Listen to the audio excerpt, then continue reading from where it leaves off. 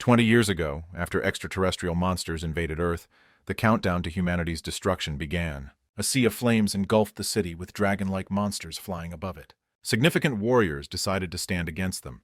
Amongst them was the Dragon Emperor, Kabna. A handful of warriors, having decided to burn themselves for humanity, stood against an army led by the ruler of the extraterrestrials. The ruler of the extraterrestrials starts chanting out a spell, floating above the sea of flames. Finishing his chant, he opens his mouth and a dark red energy starts to gather in between his teeth. The ruler finally releases the energy, demolishing everything in its path. The energy beam burns along the ground in a straight line. A man rushes out from smoke, cursing at the ruler. This man is Lee Do-hyuk. Rushing towards the ruler, a person stops him. That person is Kabna. He is gravely injured, losing an arm after that energy blast. With two other people standing behind Kabna and Do-hyuk, Kabna says that the ruler is impossible to fight against with humanity's current strength, and only one option is left for them. A woman standing behind them pulls out a stone. It is the stone of temporal regression, the last hope of humanity after 20 years of war. Kabna explains how only one person can use the stone. Kabna says that the person to regress back has to be Lee Do-hyuk, which catches him off guard with Kabna's sudden decision. The other man remarks that if it's Do-hyuk, the greatest genius hunter in history, then he can do it. Following him, with tears in her eyes, the woman presents the stone to Do-hyuk. With gritted teeth, Do-hyuk weakly agrees to it. The stone activates, floating over his hands while sparking out purple energy threads. The stone rises higher, shining purple brighter. Suddenly, a small purple beam pierces Do-hyuk through his chest. The stone shines brightly over the sea of flames like a star. Do-hyuk lies on the woman's lap with a purple-colored hole in his chest, right where his heart should be at. Smirking through pain, Kabna says how Do-hyuk will have to handle all the hardships alone from now on. The woman speaks up that there's one thing, and that is to put up a last fight against the extraterrestrial ruler. Agreeing with her, they charge at him, into their final battle. Do-hyuk wakes up in a small apartment room, half asleep, surprised that he succeeded in regressing, thanking God for regressing him back to the perfect time. He looks at himself, realizing he needs to train his body and gather supplies to survive the outbreak. Putting his coat on, with a determined look in his eyes, he decides that this time he'll awaken along with the first outbreak. 7 months later at Bukhan Mountain, bulked-up Do-hyuk stands in front of a huge earth wall. With a steel crowbar in his hands, Do-hyuk thinks to himself, though his current body is nothing compared to his peak, but it does meet the minimum requirements. Standing there, he thinks to himself that a wormhole will open on the rock in front of him, leading to the release of an immense surge of mana. Like a baptism, it'll forcibly unlock the human body, engraving an awakening circuit for the passage of mana. Tightening his grip on the steel crowbar, he thinks to himself the problem would be the scouting forces that'll appear out of the wormhole, and in case of Korea, it's going to be giant ants and quad cockroaches. Remembering how weak they are compared to his prime, but currently for newly awakened hunters, even 6 would struggle to just defeat one. Clenching his fists, he starts counting down from 5, hoping with his experience he'd be able to handle them. In a punching stance, he finishes counting down. He rushes towards the earth wall. He freezes in his tracks, confused as nothing happened. Confused, he reassures himself that an error is possible and decides to wait a little bit longer. And so, night fell. 10 hours have gone by. Do-hyuk kneeling in the raining curses about what's going on. Clenching his fist and gripping on the steel crowbar tighter, he reassures himself of having gotten the date wrong and decides to come again tomorrow. Eventually, tomorrow turned into a week. Hikers passing by suggested that he go back home.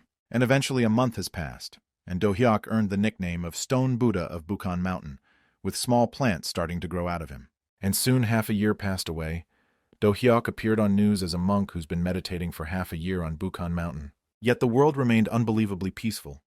3 months later, at a construction site working there was Do-hyuk. He became a manual labor. Remembering his past life, known by many names, having earned countless titles, was Do-hyuk. Yet now, that exact same Do-hyuk after regressing is being called a laborer. Regardless, for the past 6 months the outbreak never happened. No alien species, no awakened individuals, none existed in this current world. Having no other choice but to accept it, this Earth is different from the one Do-hyuk knew. Do-hyuk never thought he'd end up in a parallel universe. Walking through the streets, Do-hyuk thinks to himself that it's great news for the people of this world that the outbreak never happened. Realizing all the struggles he went through with his comrades, though they were all in vain, looking at the peaceful world in front of his eyes, he decides that's how it should be. Feeling the warm sunlight falling over him, he thinks maybe he can enjoy this peace, be it for a little while. Hearing his phone ring, he takes it out of his pocket to see. His face turns pale after reading the notification. It's about his overdue loans and various deposits he needs to make. A little while later in the Lee household, in an irritated tone, Do-hyuk's younger sister Lee Jian asks Do-hyuk about what he's been up to lately. Jian, in an annoyed look on her face, lectures Do-hyuk about all the weird stuff he's been buying for the past year. Holding his collar, cornering him, Jian starts lecturing him about what happened a year ago, then him spending millions hoarding supplies, about how worried their parents were for him to be acting like that. Cornered, Do-hyuk thinks to himself that he didn't consider the world ending up this perfectly either. Do-hyuk goes into a flashback, sitting around a bonfire with Kabna. He remembers their plan on what to do first after regressing. First to borrow as much money as possible from whatever source is available to prepare for the outbreak. Do-hyuk follows on what to do next. With a carefree grin, Kabna replies nonchalantly as to who cares about what comes after. Kabna continues that once the outbreak happens, with the world falling apart, who'd even go around collecting debts? But the world didn't end, and Do-hyuk can't go around ignoring all the money he borrowed. With a crying-like look on his face, he remains there as his sister continues to lecture him. Letting go of him, she reminds him how he's even doing manual labor to pay off his debt. She then offers to pay him if he helps with her streaming. Jian tells him how she needs to beat a 2-player game this time, and how she needs Do-hyuk's help to accomplish that, to which Do-hyuk carefully listens.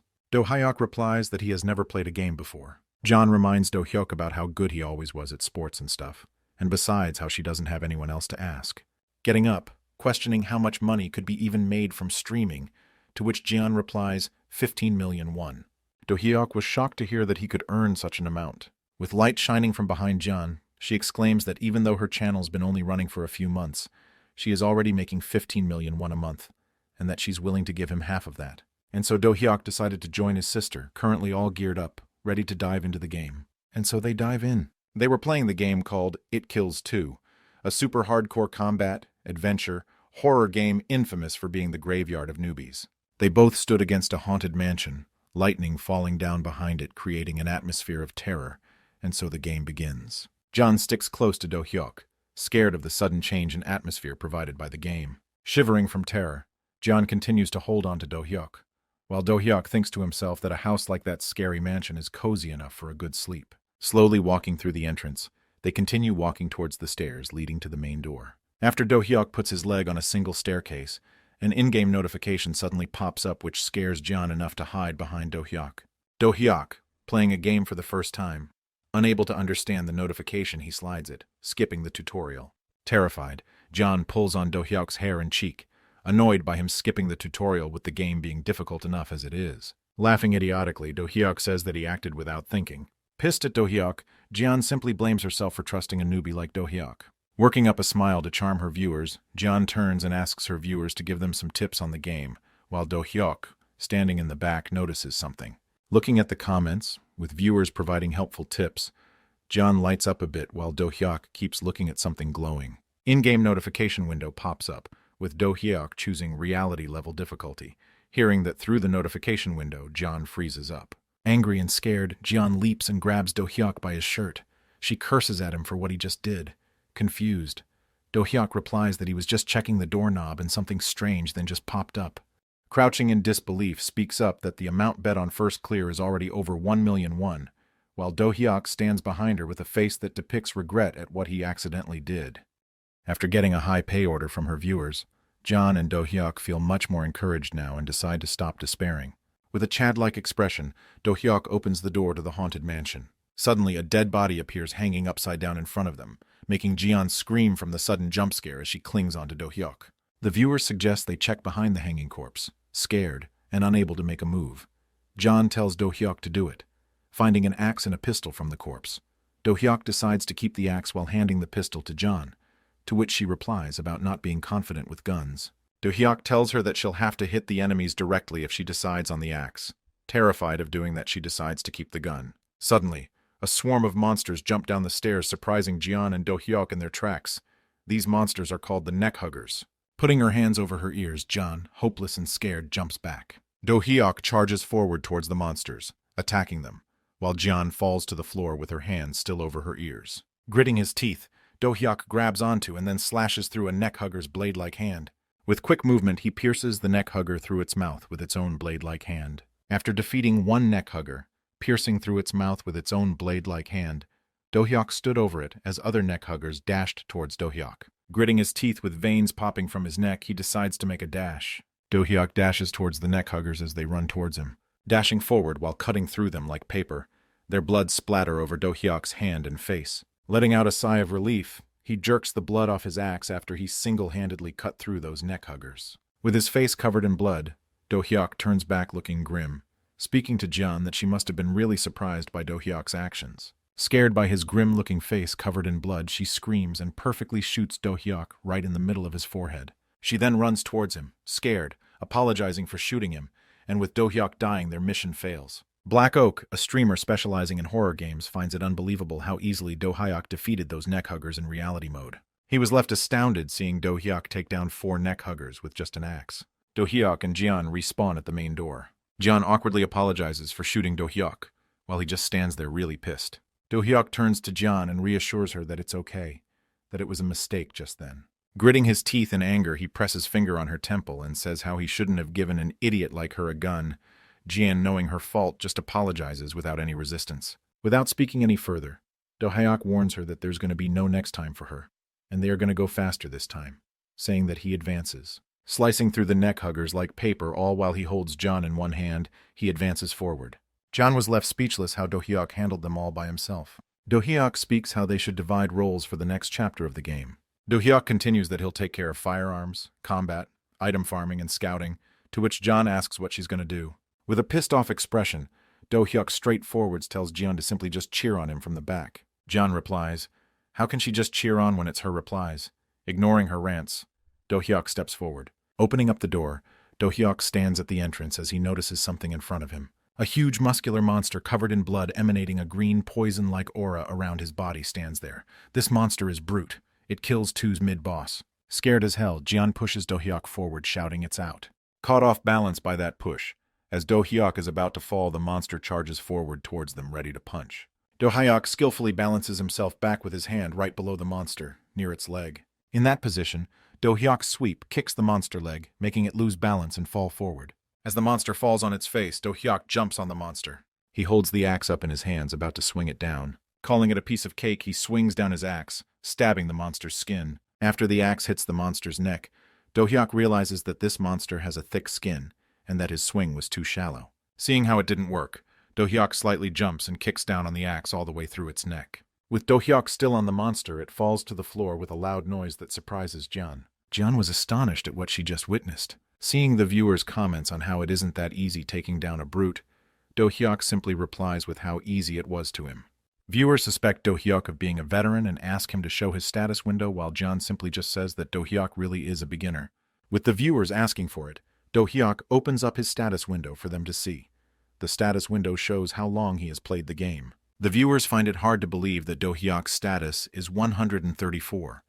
While it's 125 for a pro-level player, 140 being the human limit, and 147 being the world record holder, Do-hyuk just stands there expressionless. Looking at his detailed stats, Do-hyuk thinks to himself that training for the apocalypse is finally coming handy, while Jeon, standing behind him, thinks how the loan sharks exploited him for his body to get that good. With a crying expression, Jeon continues if they even fed him there and says that she'll treat him better from now. Suddenly, Black Oak makes a donation, which leads both Do-hyuk and Jeon to look up at the notification window. A viewer speaks up how Black Oak was the first person who discovered the hidden route by killing Brute, else the story was meant to progress with Brute capturing the player. The viewer continues how it took 7 attempts for Black Oak to barely clear it. Do-hyuk says that if you're not good at gaming, that stuff can happen. Surprised by his comment, Black Oak laughs nervously. Having pre-planned on just watching them from the sidelines, Black Oak changes his mind on how he might have to turn this into content. Black Oak asks them if he can set up a mission for them, saying that he wants to stream it. Jeon follows, asking what kind of mission. The mission asks them to clear the game using only the hand axe, and if they clear it within the given condition, he'll reward them with 1,000,000 won. In return, he wants to stream it. Jeon jumps in excitement at the offer, while Do-hyuk simply just gives a thumbs up. Other viewers speak up on how different sorts of monsters appear, and to clear them with just a hand axe is basically asking not to clear it at all. Realizing that maybe he demanded a bit too much, Black Oak decides to add in a steel crowbar or a chainsaw instead. Before Black Oak changes the conditions, Do-hyuk, wanting to accept the hand axe mission, accidentally pressed the success button for accepting the mission. Without anything to say for himself, he holds Jeon in one hand and barges through another door. A huge, man-like monster with a chainsaw for its right hand emerges in front of them, This monster is a grande, the second mid-boss monster. It rips players apart at a high speed. Looking at the monster that just appeared, Black Oak thinks to himself, even getting brushed up against that chainsaw will reduce a player HP to near death, and its pattern changes are complex, but it's possible to draw aggro with the different advanced bullets.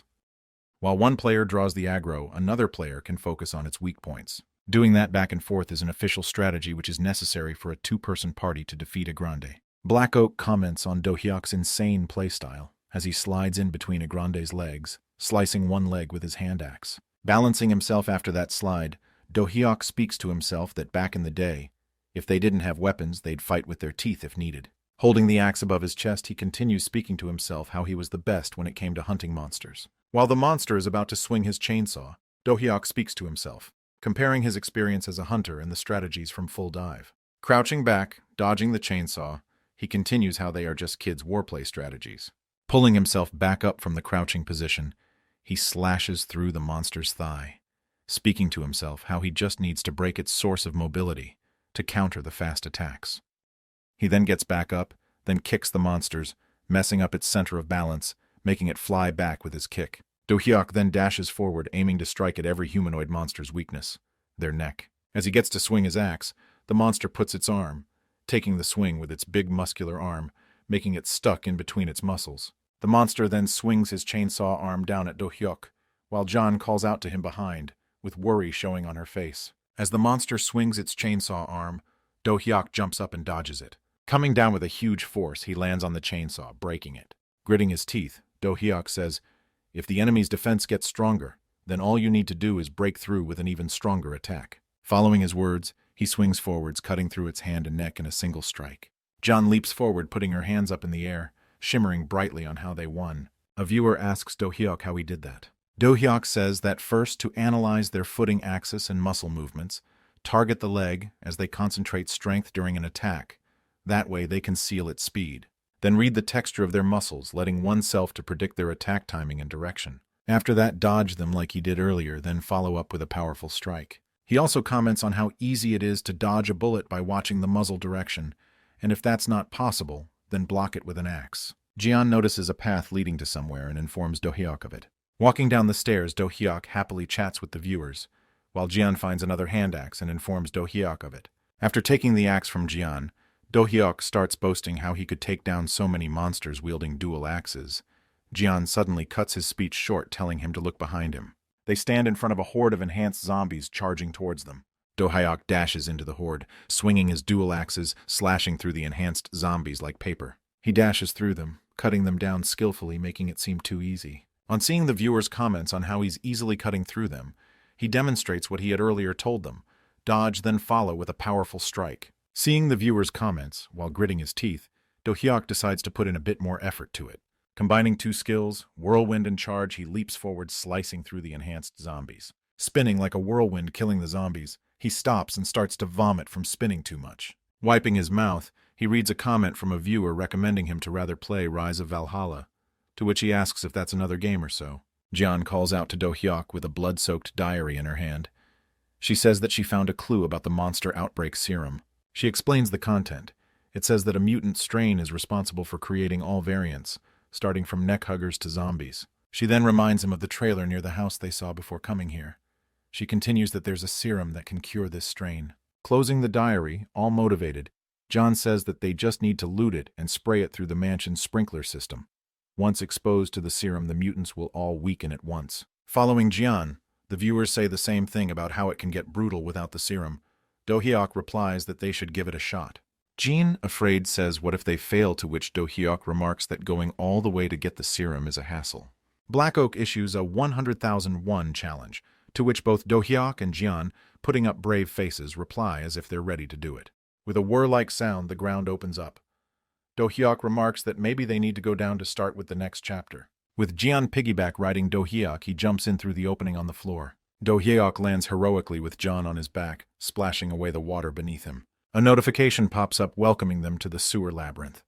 Entering a place like this makes Do Hyuk nostalgic, how he used to live underground in the sewers, hiding from the extraterrestrials, while Jian feels sick from the foul smell in the sewers. Seeing a rat running across in front of them, Do-hyuk acts delighted, seeing it remembering how good sewer rat broth soup tastes, while Jin screams seeing a rat. Suddenly, their attention is drawn towards the giant rats running towards them in the sewer. Delighted, seeing giant rats, Do-hyuk happily leaps towards them. Seeing Do-hyuk's expression as he dashes towards a rat, the rat flinches in its tracks. Glimmering in ecstasy, Do-hyuk cuts through them like holding on to rat hind leg meat with his tongue sticking out. Holding out the meat to his mouth about to take a bite, John, scared and trembling, calls him out as to why he's trying to eat it. As Do-hyuk was about to take a bite, large rubbles flew towards him, taking the rat meat with them as they passed by Do-hyuk. Two disgusting-looking monsters with tentacles for one arm appear growling. They are called Chaos, a late-game boss monster known for its tentacle arms and outstanding regeneration. Surprised by the appearance of two Chaos, John calls out to Do-hyuk to run. The two Chaos monsters look shocked as how Do-hyuk just ignores them and continues his search for the rat meat in the sewage water. With tears welling in his eyes from losing the rat meat, Do-hyuk turns to face the Chaos monsters with anger, vowing to hunt them. The two monsters rush towards Do-hyuk, attacking him, to which he leaps backward and dodges, while John acts irritated because of all the events happening to them since the beginning. Black Oak says that in reality mode, the difficulty level depends on the player's stats, and that Do-hyuk's stats far exceeds the game's rank limit. Getting hit by a punch from a Chaos monster, Do-hyuk flies back, crashing into a wall while blocking it. Viewers debate that even if it's because of Do-hyuk's stats, still spawning two boss monsters is really stretching it, while Do-hyuk continues to dodge the attacks. Enjoying the fight against strong enemies, Do-hyuk suddenly dashes forward, cutting off their tentacles easily as ever. From where the monster's tentacles got cut off, new tentacles started to emerge from there. One of the Chaos monsters releases a poison gas through its mouth, with a green-colored skull appearing over Jian's head, depicting that she's poisoned. She informs Do-hyuk that they have only 10 minutes left before their health bar reaches 0. Suddenly, a Chaos monster attacks Do-hyuk with a punch, which Do-hyuk dodges by ducking. Jumping forward, Do-hyuk cuts through a Chaos monster's arms. Slashing through the monster's thigh and neck, he says that even if they continue to regenerate, he's going to keep breaking them till they can't regenerate anymore. Regenerating its cut-off head, arm, and thigh, it rushes back towards Do-hyuk, while the other monster decides to attack John. The Chaos monster jumps up at Do-hyuk, extending his tentacled arm. Suddenly, a viewer informs Do-hyuk that unless their heart is destroyed, those monsters will keep regenerating endlessly. Knowing the vital information, Do-hyuk dashes forward towards the monster, slashing at his arm. As the monster attacks Do-hyuk, he dodges, letting the attack hit the other Chaos monster, piercing its heart. The remaining Chaos monster growls in fury. Do-hyuk jumps and hits its head with his hand axe. With agile movement, Do-hyuk makes a vertical downward slash, slashing through its heart in one go. Slashing through its heart, the Chaos monster, defeated, falls down as Do-hyuk heroically stands over its corpse, completing his mission. John stands there at the back, shocked at Do-hyuk's amazing performance. With a notification window popping up saying that the Chaos mission has been cleared, John turns with glimmering eyes, asking the viewers that they should donate something after witnessing such an incredible gameplay. John expresses her gratitude to the viewers for their donations, while looking at the donation notifications, while Do-hyuk just looks at her, thinking just how much she would have made today. John turns to Do-hyuk, asking him if that's all or if they're going to keep going further. Do-hyuk remarks that it's been 8 hours since they started playing, and that they should call it a day and rest up a bit. The viewers ask him to at least play for 18 hours, to which Do-hyuk says that this being his first time in VR, he's feeling a little motion sick after playing for so long. They then finally bid farewell to the viewers, with Do-hyuk saying that he'll return to finish it the next time. Viewers talk amongst themselves about what they just witnessed, the beginning of a legend. They then turn to Black Oak, asking him what he thinks about what just happened. Surprised like everyone else, he spoke mysteriously. Just what is that guy? All while thinking to himself. He remarks that if Do-hyuk's physical skills are this insane in here, then just how amazing he'd be in other games, and that if he were to play another game it would end up being an absolute smash hit. Standing up from this chair with a determined look on his face, he decides he needs to recruit him onto his side. Both surprised and impressed by her brother's outstanding playstyle while mimicking his in-game character with a pan in her hands, Jian showers Do-hyuk with praise, while Do-hyuk sitting at the back with a worried expression on his face. Do-hyuk finally speaks up and tells Jian to cut it out before she accidentally hits him with the pan, following that this is why she can't get a boyfriend. With tears falling from her eyes and anger building up on her face, holding the pan up in a striking position, Jian exclaims how hot of a girl she is and has dated tons of guys, making fun of her. Do-hyuk says that imaginary relationships don't count. Ignoring his comment, John asks him about how he played like that earlier, saying how he looked like some crazy guy on steroids. As a simpleton he is, Do-hyuk says that just did it and it worked, making Jean sneer, calling it disgusting natural talent. John remembers how ridiculously athletic Do-hyuk was since a child, following with a thought that only if weren't for a fortune-teller back then. A crazy-looking woman speaking at the top of her lungs about how Do-hyuk has the fate to save the world. Having received that prophecy, their parents, shocked, question that their idiot-looking son, Do-hyuk, will save the world while pointing at him. Jian then continues how their parents took that too seriously, despite the desperate pleas of her PE teacher throughout school. With the PE teacher telling them about Do-hyuk's talents lying in sports, they refuse to believe that knowing the prophecy, while Do-hyuk stands there holding a book in his hands, his mother tells his father to get the PE teacher out of there as his father follows through with her. Do-hyuk sits there on the couch, scratching underneath his shirt, while looking at him. She thinks about how much their parents regretted not listening to that teacher back then.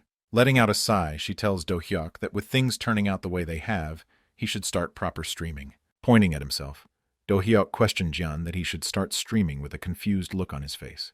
Holding up her phone in her hand, she speaks of the recent events as how the viewers reacted towards Do-hyuk, and that he can get insanely popular just by showing his gameplay without having to converse with the viewers.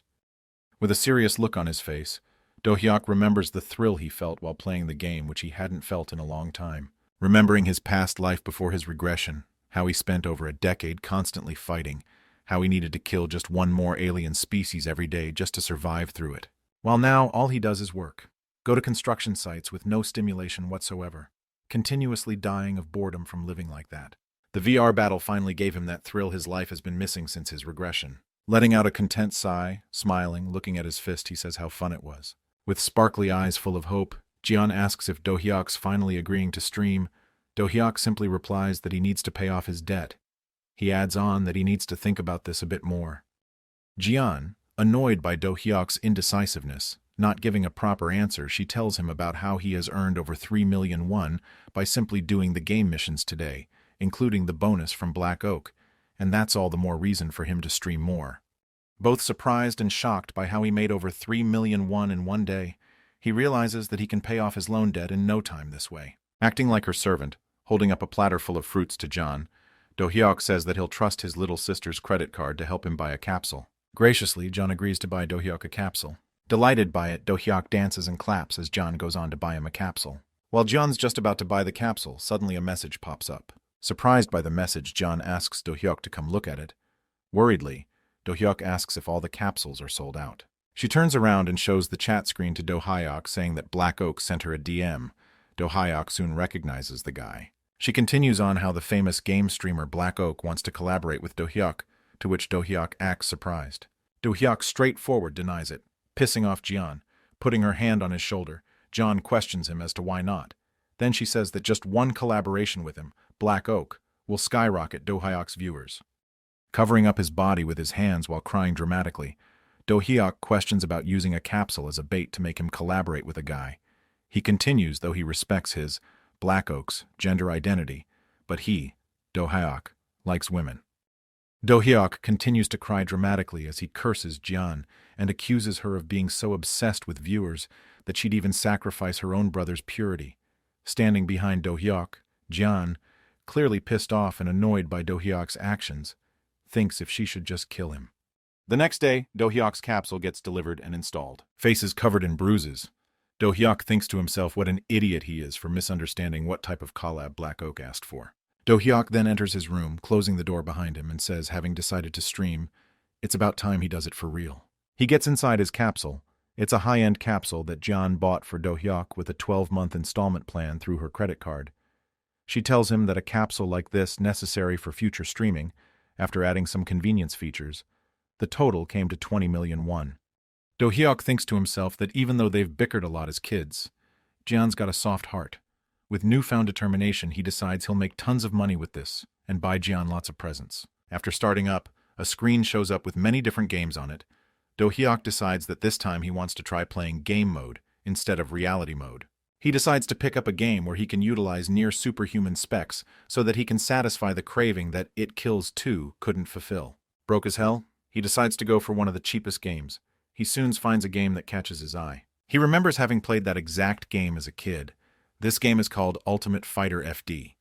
He was surprised as well as excited seeing that this game has a full dive version now. Seeing how cheap it was, only $20, he decides to buy it. A notification pops up saying that the purchase is complete and that he's entering the game lobby. Another notification pops up asking him to set a nickname. He decides on using his old nickname. I guess that's it. Then a notification pops up saying that the nickname has been set. He shouts out that it's time he checks his physical status. He follows with a punch to the floor right beneath him. He activates a skill called Explosive Fist, shattering the floor beneath him in a single punch. He then activates another skill called Rapid Strikes, moving really fast, leaving the afterimage of his previous actions behind. Then he activates another skill called Wolf Fang. With a rapid swing of his arm, he shoots out a horizontal slash from his hands, damaging the pillars in front of him. Letting out a sigh, he asks himself if that is the max capability in-game mode. Looking at his fist, he says that even though it's not at the level of being called superhuman, it's still beyond the limits of a human. Standing there, he talks to himself that this is probably the highest level an average person can handle. Any faster than this, and normal perception wouldn't be able to keep up. Looking up in excitement, now that he's warmed up, it's about time for a real match. He then asks the computer to search up a ranked game for him. A notification window pops up saying that he doesn't meet the level requirements for a ranked matchmaking. He suddenly remembers that there was a rule like that. He then asks the computer to search for a public room instead. The computer starts searching for a public room. While that goes on, Do-hyuk decides to pick up a character for himself. A girl wearing a kimono slashes through a fighter with her katana, while the viewers shout out to her in excitement. A notification pops up saying that Harang wins. Harang is the person the viewers were shouting out to. She is also known as the Sword Princess.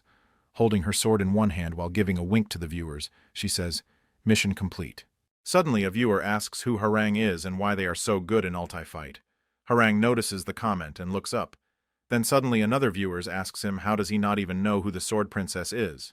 The viewers then explain that Dark Sword Girl, Harang, used to go by the name Sword Princess, and that ulti-fight was once famous enough to have a world championship. As the viewer continues to praise her, she, embarrassed by all the praise, asks him to stop, continuing to say that it's been ages since she quit playing ulti-fight professionally, so it's understandable if everyone wouldn't know her. She adds that the player named Iron Fist is much more popular nowadays, to which the viewers agree. She looks up and asks the computer to find her a ranked room with similar settings to ranked mode. Having found a match, the computer says that the minimum wait time is 9 minutes. Surprised by how long the wait time is, she then asks the wait time for the next game. The computer replies that the wait time would be 12 minutes for the next game.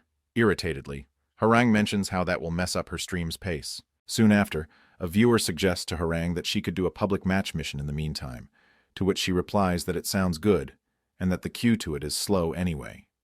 Suddenly, a viewer drops a 100,001 mission for her. It says that she has to win 5 consecutive matches in 12 minutes. Harang responds with an awkward smile that they're overestimating her and to cut her some slack. The viewers then mention that since the game's decline only strong, hardcore players remain, making public matches a bit too difficult, and that public matches are exactly the place where the top players bully the beginners. Then the viewers mention how Harang lost to a guy named Batago. Agitatedly, Harang responds that it was because she wasn't using her main character while Batago used his main. Harang then decides to change into her alternate character, and her alternate character's name is as follows: Wanderer Yetter. Sparkling with confidence, Harang announces that this time she'll only use her alternate character, and that she'll show them what real seal clubbing looks like. She then asks the computer to create a public room, 1v1 showdown, ulti-fight beginners only. The background starts to change as the computer starts creating a public room as per Harang's command. Now the background has completely changed. Harang stands on a piece of land in between a sea of lava with her opponent standing right in front of her. The viewers then look at a man standing there in front of Harang with black flames emanating from his fists. They comment saying that it's the Night Warrior, Hoken, the twin-fisted Black Dragon, and that he's platinum rank. Harang, while getting into a fighting stance, thinks to herself that Hoken is a fighter with easy inputs and solid performance, with the controls not being difficult. The performance is good, and also how this character always ranks in the top 3 most popular characters in ulti-fight. Dashing forward, Hoken jumps into the air, gathering the black flames into his right hand. Already having predicted that Hoken will use the black flame strike, she dodges it as he's about to strike her by jumping backwards. While skidding after jumping backwards, she speaks of how close range fight favors martial artists. After gaining a stable foothold, she continues that a mage's best strategy against a martial artist is maintaining distance followed by long-range attack. Then suddenly her staff starts to shine brightly with a red glow. Without any incantations, she idiotically throws her staff while calling it magic staff attack. It then hits Hoken, knocking him off the ground. With his nose broken from Harang's attack, bleeding, Hoken puts his hand on his nose as he complains about her unusual attack and that it was just a simple staff throw. He was suddenly cut short while speaking.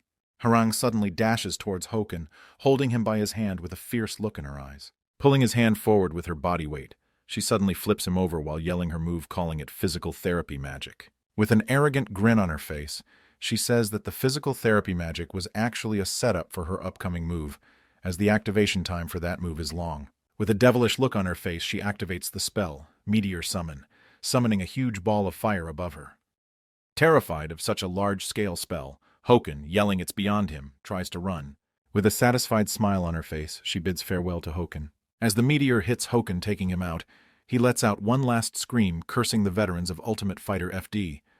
The match ends with a huge blast on the arena platform, caused by Harang's meteor summon. A notification then pops up announcing that the Dark Sword Girl, Harang, is the winner, followed by the computer restoring the destroyed platform. Eager to complete the 5-win streak mission, Harang asks the computer to summon the next challenger. With a beam of light crashing on the platform, a player's shadow forms in it, showing that another opponent for Harang has been summoned. Harang's next opponent is none other than Do Hyuk, with him having chosen the character Steve. Having just appeared, Do Hyuk decides to warm up a bit by jumping as Harang looks at him speechless at what he's doing. Do Hyuk then crouches and taps on the arena floor, trying to gouge out how tough it is as Harang continues watching him quietly. Do Hyuk looks over the edge of the arena, surprised on seeing the lava around the arena, as Harang stands behind him, questioning whether it's okay to beat up a newbie. With a sly smirk on her face, she says that even if she wants to protect the newbie, she still has to finish her mission, not expecting for a total beginner to show up as her opponent. Putting her staff up in the air in one hand, she commences for the game to start. As the countdown starts for the match, turning on his serious mode, Do Hyuk turns to face his opponent. As the match starts, Do Hyuk dashes forward in no time, appearing right in front of Harang. Dodging his attack, she mocks him how dodging a newbie's charge is a piece of cake for her. After balancing himself, Do Hyuk suddenly appears in front of Harang. Do Hyuk then punches Harang. Do Hyuk continues punching her without a moment's rest, consecutively hitting her face with every punch. With a perfect remark floating over his head, Do Hyuk stands there as Harang lies on the floor spitting blood, defeated. Satisfied with himself, Do Hyuk stands there as Harang's body vanishes as she was defeated. Soon, Harang responds right in front of Do Hyuk with a look of surprise on her face. The viewers start trolling Harang on getting defeated by a total newbie, and to that with a perfect, irritated, Harang challenges Do Hyuk to fight her again. Feeling ashamed of getting defeated by a newbie, she looks up, then shamelessly makes up an excuse that she lost because she let her guard down. She then starts accusing Do Hyuk of being a veteran, trying to pull in her viewers to believe that Do Hyuk is a veteran and was just acting as a newbie then, which Do Hyuk doesn't seem to care much about. She reverts back to her main character, Sword Girl Harang, shouting how she's going to be the one to show a perfect victory this time. The viewers again start trolling her on how she just took out her Sword Girl character right after getting crushed. She starts to get irritated by the actions of her viewers. Seething in anger, spouting fire, she says that if she does it properly, she'll win, while Do Hyuk just stands there looking at her, weirded out by her actions. Harang takes her sword out and mentions how angry she is now. With a serious expression, she says that she's going to turn her serious mode on now. As Do Hyuk looks up at the ready notification floating over his head, Harang thinks at most Do Hyuk is probably an upper diamond or lower master player. She then speaks to herself that Transcendent is the highest rank of Ultimate Fighters, and including her, there are only 100 Transcendents. Remembering Do Hyuk's fighting style, she realizes that it's different from Ulti-Fight, and that it's clear that he's a top-tier player from another game who's just joined Ulti-Fight.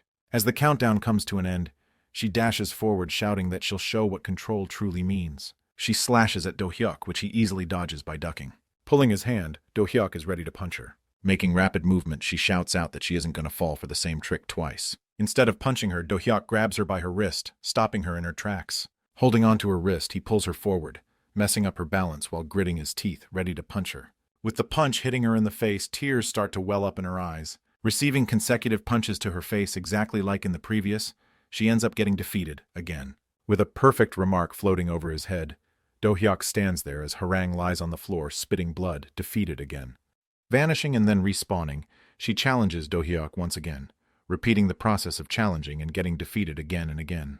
Do-hyuk once again comes out victorious, while Harang lies on the ground with bruises all over her face, trembling. Feeling content after a 5-win streak, Do-hyuk turns back as Harang vanishes. Thinking back to his first match, he reviews how the staff character was easy to deal with, and how it got trickier when she switched to the sword character and used a bunch of some weird skills. Looking at his palm, he continues on how he logged into game mode wanting to try some psychic powers, but having skipped the tutorial, he didn't know how to use them. Clenching his fist, thinking to himself, he speaks how it didn't work even after using his old mana sensing abilities. Speaking of how he chose the game mode just to feel his old psychic powers again, he decides that next time he'll definitely do the tutorial. He then notices Harang as she respawns. With an encouraging look on his face, he compliments Harang on her playstyle and asks her about her tier. Clearly agitated for some reason, Harang points her finger at Do-hyuk, moving her mouth, speaking, to which Do-hyuk isn't able to hear anything she's saying. Do-hyuk confusedly asks her what she's saying and that he can't hear her. Thinking to himself, he realizes that maybe she has turned on her communication blocking function to focus on the game, and if that's true, then she won't be able to hear him at all. Harang continues to inaudibly speak. She begins to pull out her sword while trying to provoke Do-hyuk. Surprised, Do-hyuk looks up at the countless incoming revenge requests from Harang. Confused about what to do and that he needs to go back now, he turns back waving at her, deciding that should hurry out and look up how to activate game skills. Harang, confused, continues to speak something inaudibly. Looking back at Harang's mouth movements with a smile, he thinks if she's asking for his nickname to add him as a friend for the next revenge match. Standing confidently in front of Harang, he says his nickname, I guess that's it, to which Harang acts confused. Harang stands there gawking at the notification screens, speechless, as they serially float over her head with Do-hyuk's nickname written on them. She curses at him with tears falling from her eyes. The notification pops up saying that player 2 has logged out as Do-hyuk vanishes.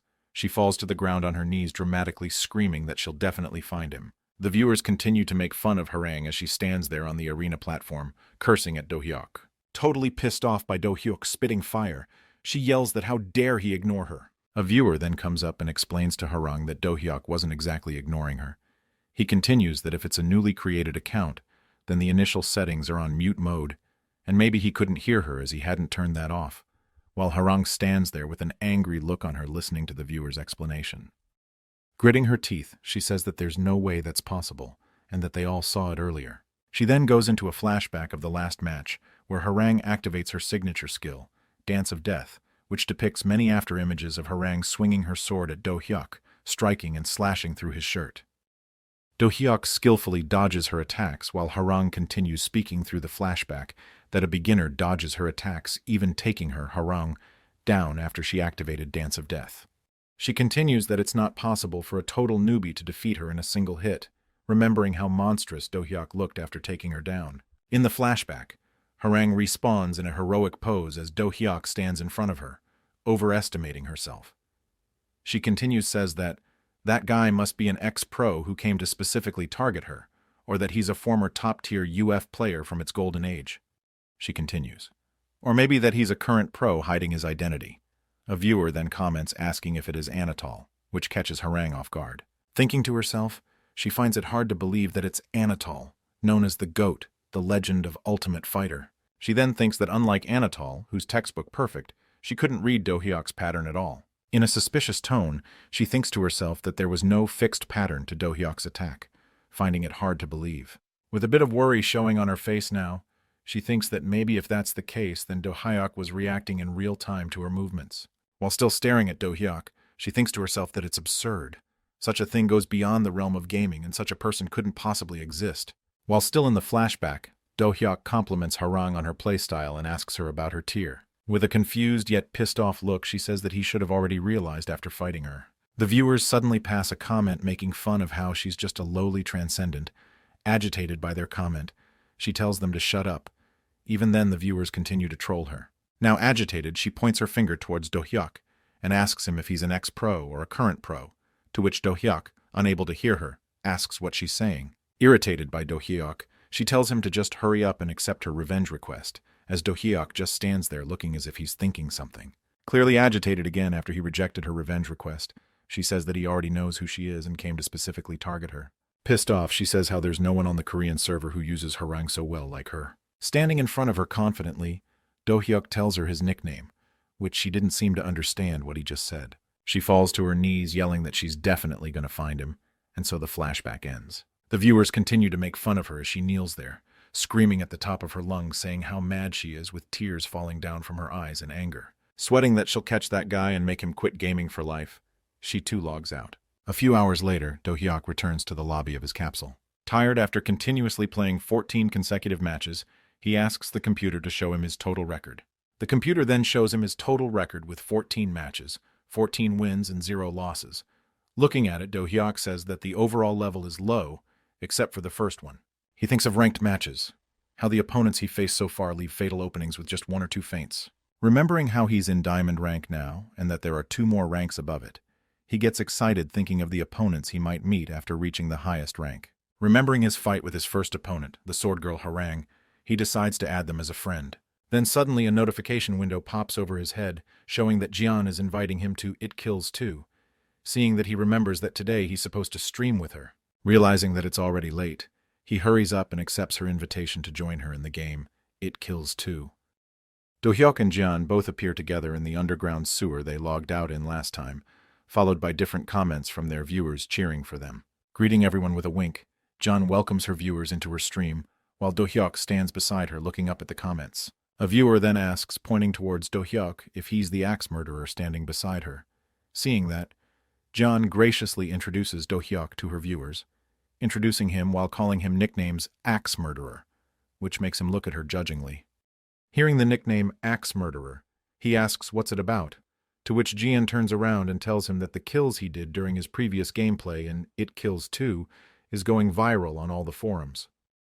With glimmering eyes, she turns around speaking of today's content, and Do-hyuk stands at the back expressionless on how fast Jian's expression changed. She then asks Do-hyuk to put his one hand up holding his axe, to which he awkwardly complies. Holding his axe up in one hand, weirded out by it, Do-hyuk stands there as Jian continues with her announcement that today's content will be of Do-hyuk's clearing It Kills 2, calling it the Axe of Madness Show. Looking at Do-hyuk, Jian points towards the dead body of the chaos monsters lying in front of them, reminding him of when they stopped after hunting chaos last time.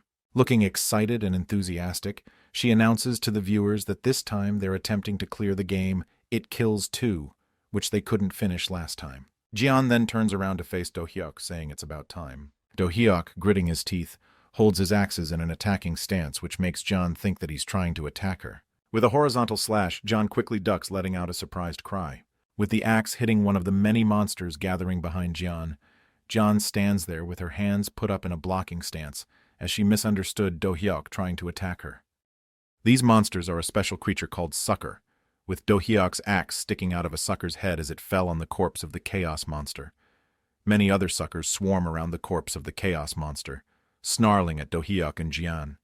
Do-hyuk suddenly then dashes forward, kicking on the sewage water where he stood, saying he'll take care of these mobs. A sucker moves forward, putting one arm up in an attacking position. Do-hyuk's hand reaches out to its face, grabbing it. The force at which they meet, his hand and the sucker's face, results in breaking a couple of its teeth. Cutting off its head with his axe as soon as he grabbed its head, then 2 more suckers jumped in, trying to surround Do-hyuk laterally. As one sucker lunges in towards Do-hyuk, swinging its sharp claws at Do-hyuk, he quickly ducks, avoiding getting hit. Then he spins around on one leg, cutting off that sucker's head smoothly, while he's still holding onto the first sucker's head. Another sucker jumps in with its arms open in an attempt to capture Do-hyuk, gritting his teeth while holding up the severed head in hand. He then throws the severed head at the sucker who is trying to capture him. With the severed head hitting its face, it gets knocked back. In a swinging stance, Do-hyuk yells out to the sucker to die, to which the monster tries to block the attack. Do-hyuk finishes it up in one strike, seeing that the other suckers seem to have gotten agitated by Do-hyuk's actions, with one sucker pointing at Do-hyuk while standing on the chaos monster's corpse. Do-hyuk notices the monsters swarming around him. He suddenly vanishes in front of the monsters, which puts them in confusion, seeing how their enemy just vanished into thin air. Suddenly appearing in front of one sucker, making him flinch, with his arms ready to swing and slash through it.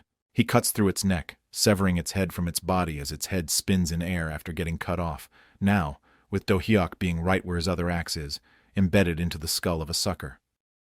Pulling it out of that sucker's skull, blood starts dripping down from it. Having retrieved his other axe, standing over the corpse of the chaos monster, Do-hyuk says that he has lengthened the fight long enough, and that it's about time to finish it up.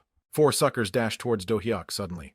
A sucker attempts to attack Do-hyuk from behind with its fangs. Gritting his teeth, Do-hyuk murmurs to start off where they left it last time. Using 2 skills, whirlwind and charge at the same time, he dashes forward, cutting through the sucker's butter. After using both whirlwind and charge together at the same time, just like the last time, supporting himself by putting his hand on the wall, he starts to vomit.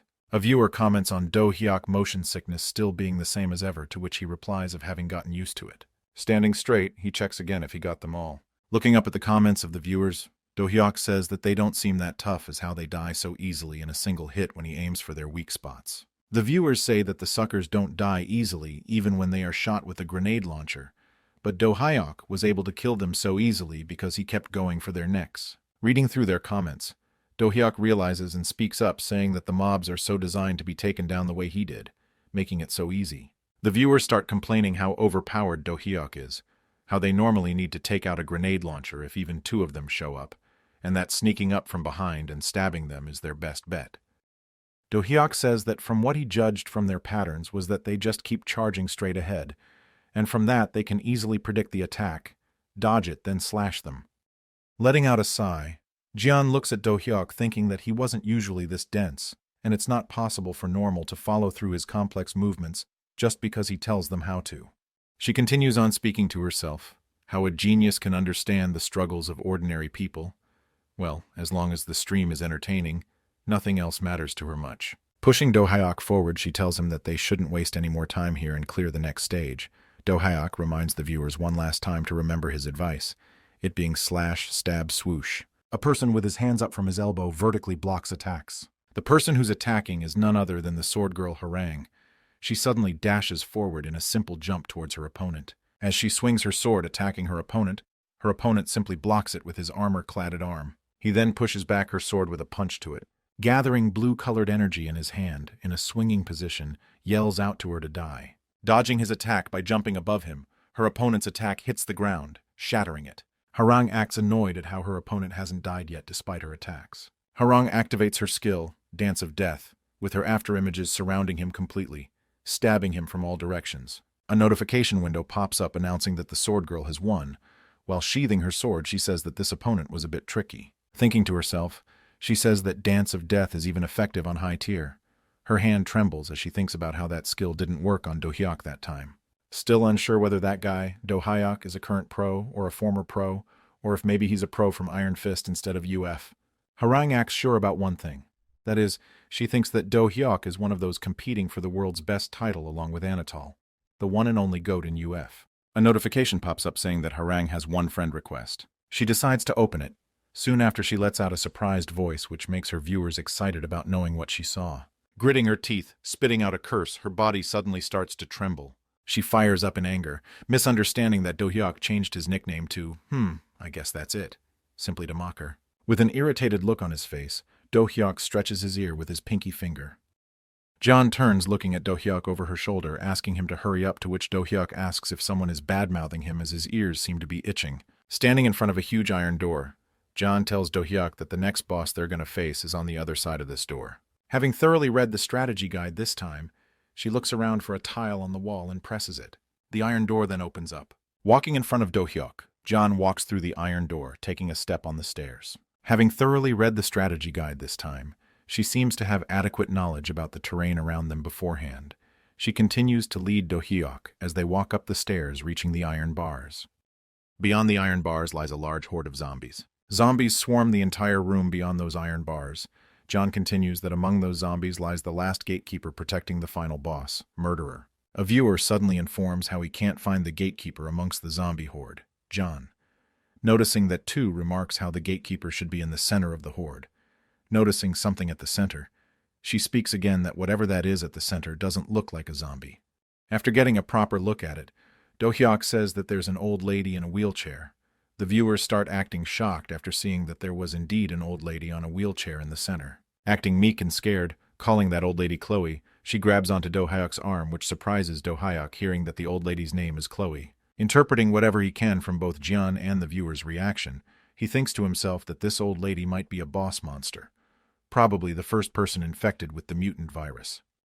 With a serious look on his face, he thinks to himself that must be why she can control other zombies. He goes into flashback remembering how China was divided into 6 countries after the outbreak, and about a guy who used to rule over one of those countries. He remembers how that person awakened a zombie virus-like ability, allowing him to make infected people do his bidding. He continues as to how that guy used his zombie virus-like ability to fight with Chen Tao, the strongest in China. He remembers how that guy was utterly defeated by Chen Tao, with that incident confirming that transcendent class hunters are immune to both poison and viruses. Done reminiscing on the past, Do-hyuk points towards that old man, asking if that old lady is the boss monster he needs to crush. Asking such an obvious question makes the viewers eager to pull his leg, and so they made fun of him by being sarcastic, which Do-hyuk couldn't understand at all. Jian speaks up saying that if they don't save Chloe within the allotted time, then she'll continue to age like that the mutation from the virus manifested as aging in her. Looking at Jian, Do-hyuk asks if their clear was really so slow.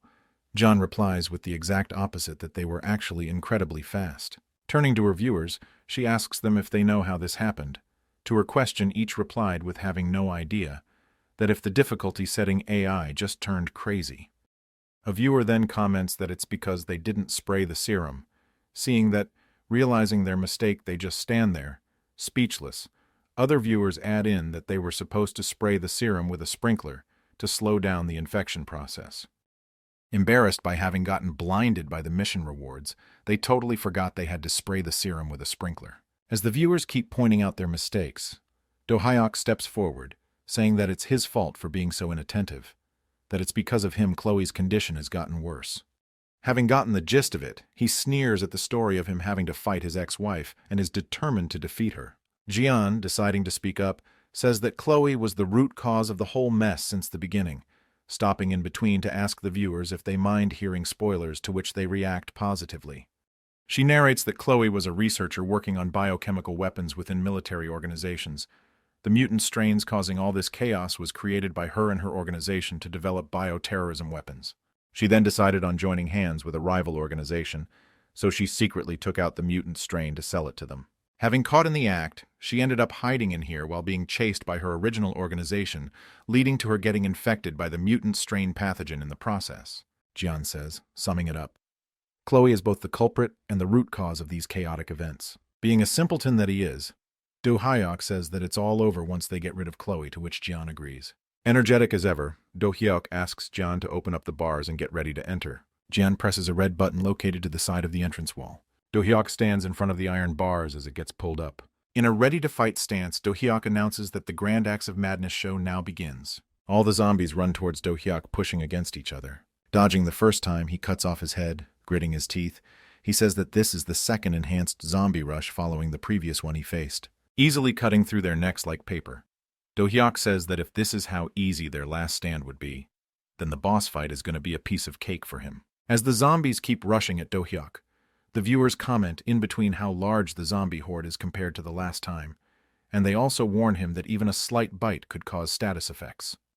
Continuing, the viewers speak that despite Do-hyuk being extremely skillful, it'll still be difficult for him to fight the boss monster right after fighting so many mobs. Continuing to dash forward, Do-hyuk cuts through zombies with each step he takes while the viewers continue cheering him on. Dodging a zombie's claw, he says that it's a bit more risky using whirlwind charge in reality mode than in game mode. Do-hyuk moves forward, slashing through another zombie while the viewers continue showering him with praise.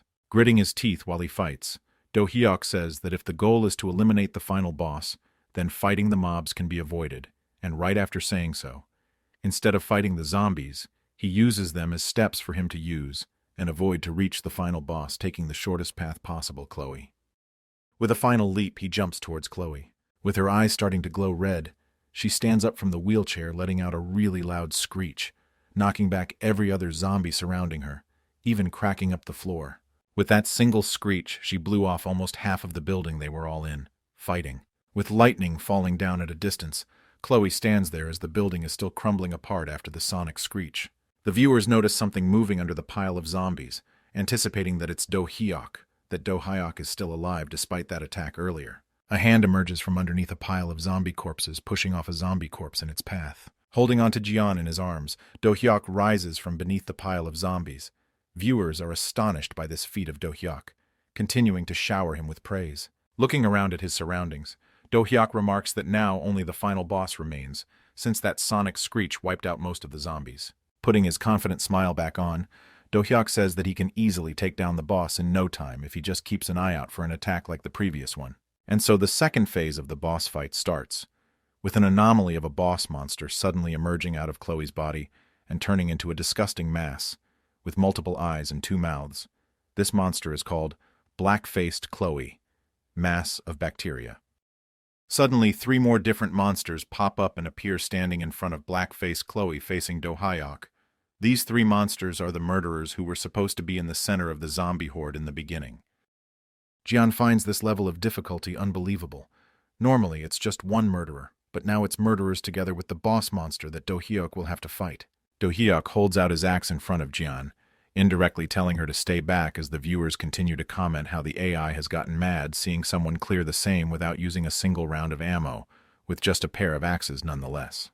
Looking at the viewers, Jian explains how difficult Easy Chloe is despite being the final boss, and how difficult the murderers are as special entities, including they turn invisible when attacking, making them really tricky enemies to fight.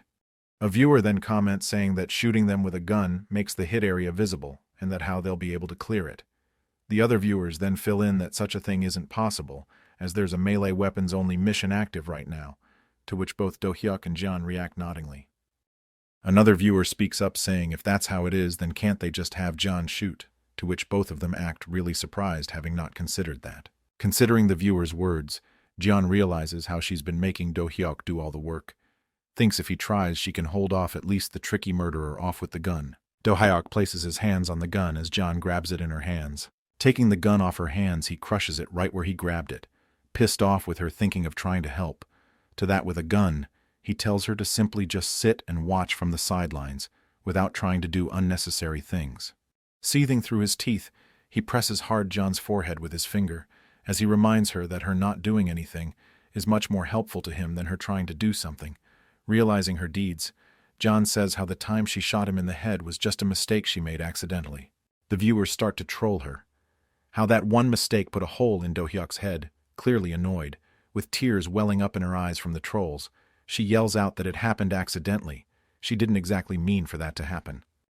Letting out a smile, Do-hyuk thinks to himself that Jian was simply trying to do her best, and that she should also enjoy playing the game. Putting a zombie corpse on his shoulder, he reminds Jian of the grenades they farmed earlier, telling her to throw them on his signal. The viewers make fun of Jian for not even knowing how to use grenades, to which she sharply reacts as to knowing how to at least use grenades. Snickering from behind, Do-hyuk remarks that how Jian isn't not stupid.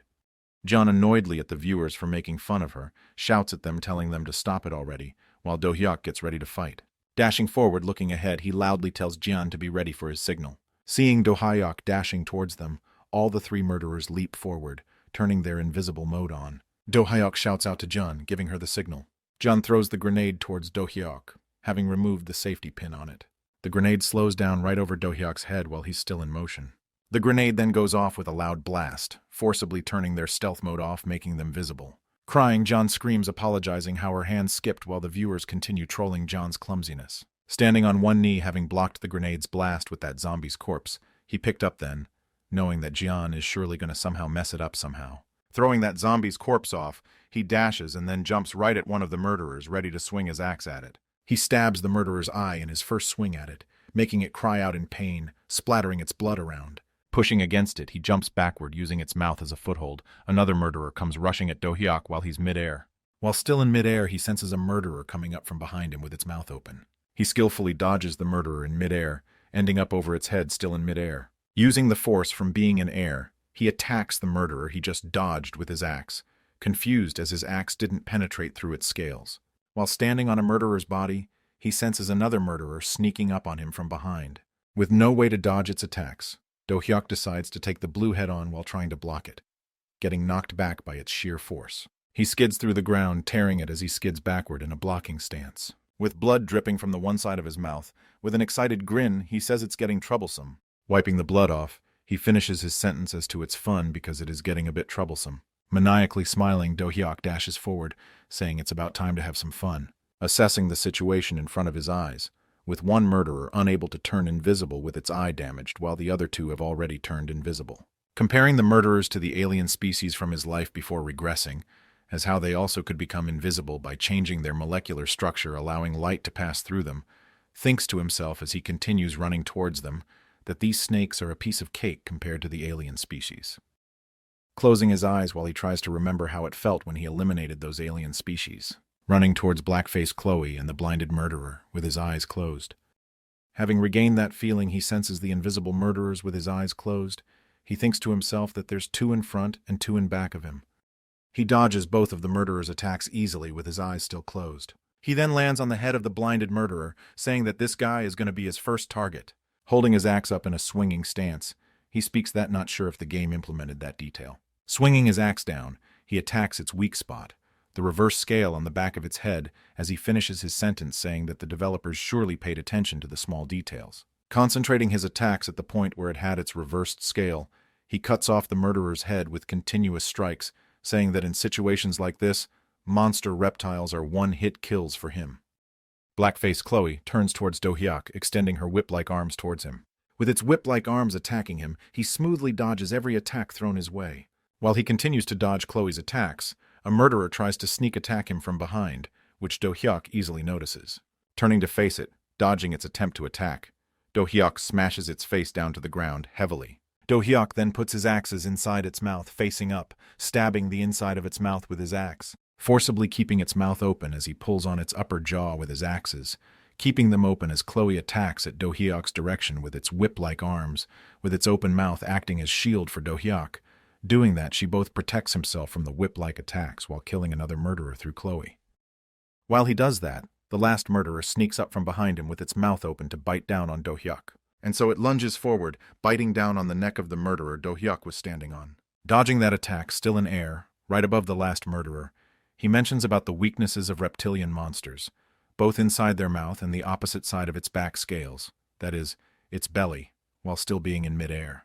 Falling down, he skillfully cuts through the last murderer's neck in a single strike. He safely lands on the ground with the lady murderer falling to the ground with a loud noise, defeated. He then dashes forward towards the last monster standing, black-faced Chloe, mass of bacteria. He then jumps and appears right in front of Chloe with his axe ready to swing down at it. Dashing forward, Do-hyuk cuts through black-faced Chloe, splitting it into 2 from between, vertically. John, delighted, leaps towards Do-hyuk, saying that the game is cleared. They won. Looking all happy, Jian speaks to her viewers, showing her gratitude towards her viewers for their donations, and that she's really glad that they enjoyed their stream, while Do-hyuk looks at his hand, with a slightly concerned look on his face. Tightening his grip on his axe, he thinks to himself, comparing how the Ultimate Fighter match that he played was more interesting, and how, right when he was just getting into it while fighting black-faced Chloe, it soon ended. With satisfaction showing on his face, Do-hyuk remembers how fun his fight with the Black Blade girl was, amazed by the variety of attack patterns, spacing control, and mind games. Thinking to himself about that fight and then the fight with the monsters, he comments on how the attack pattern of the monsters were way too simple, standing straight. He then says how this wasn't too difficult this time either.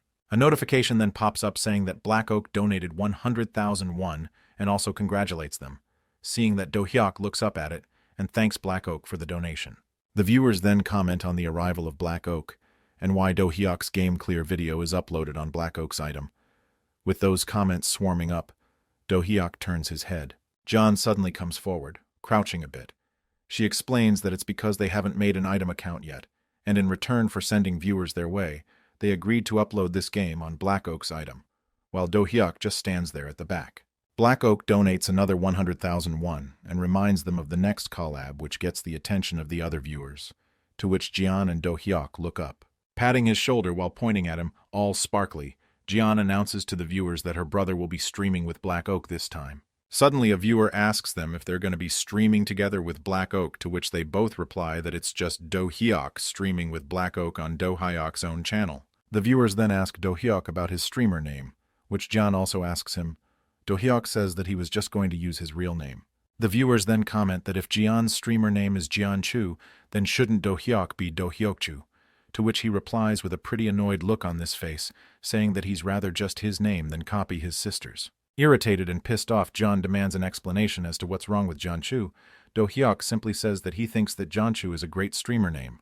With a disgusted look on his face, Do-hyuk looks at Jian and asks if he has to do the same thing that Jian does to welcome her viewers. With an extremely cute expression on his face and in a girly pose, copying the exact same thing Jian does when she welcomes her viewers to her stream, Jian says the exact same thing that Jian does, and in a cute voice too, seeing that Jian freezes in his place. With a shocked face, she spits on Do-hyuk's face as he was in the middle of his cute act, calling it disgusting. Turning towards the viewers with Jian's spit flowing down from near his eyes, Do-hyuk explains that this is the reason why he'll just do with his own name, dramatically covering her face with her hands, exaggerates how she can't see anymore with her eyes starting to rot. Getting into a pose, she points at Do-hyuk while looking towards the viewers, and tells them that Do-hyuk's streamer debut is at 8 p.m. the next day, and says that they can find more detail in her Twitch profile. Expressing their gratitude to the viewers for watching their stream, they both log out. Looking at the various comments of others, Black Oak speaks to himself saying that Do-hyuk surely knows how to stir up the hype.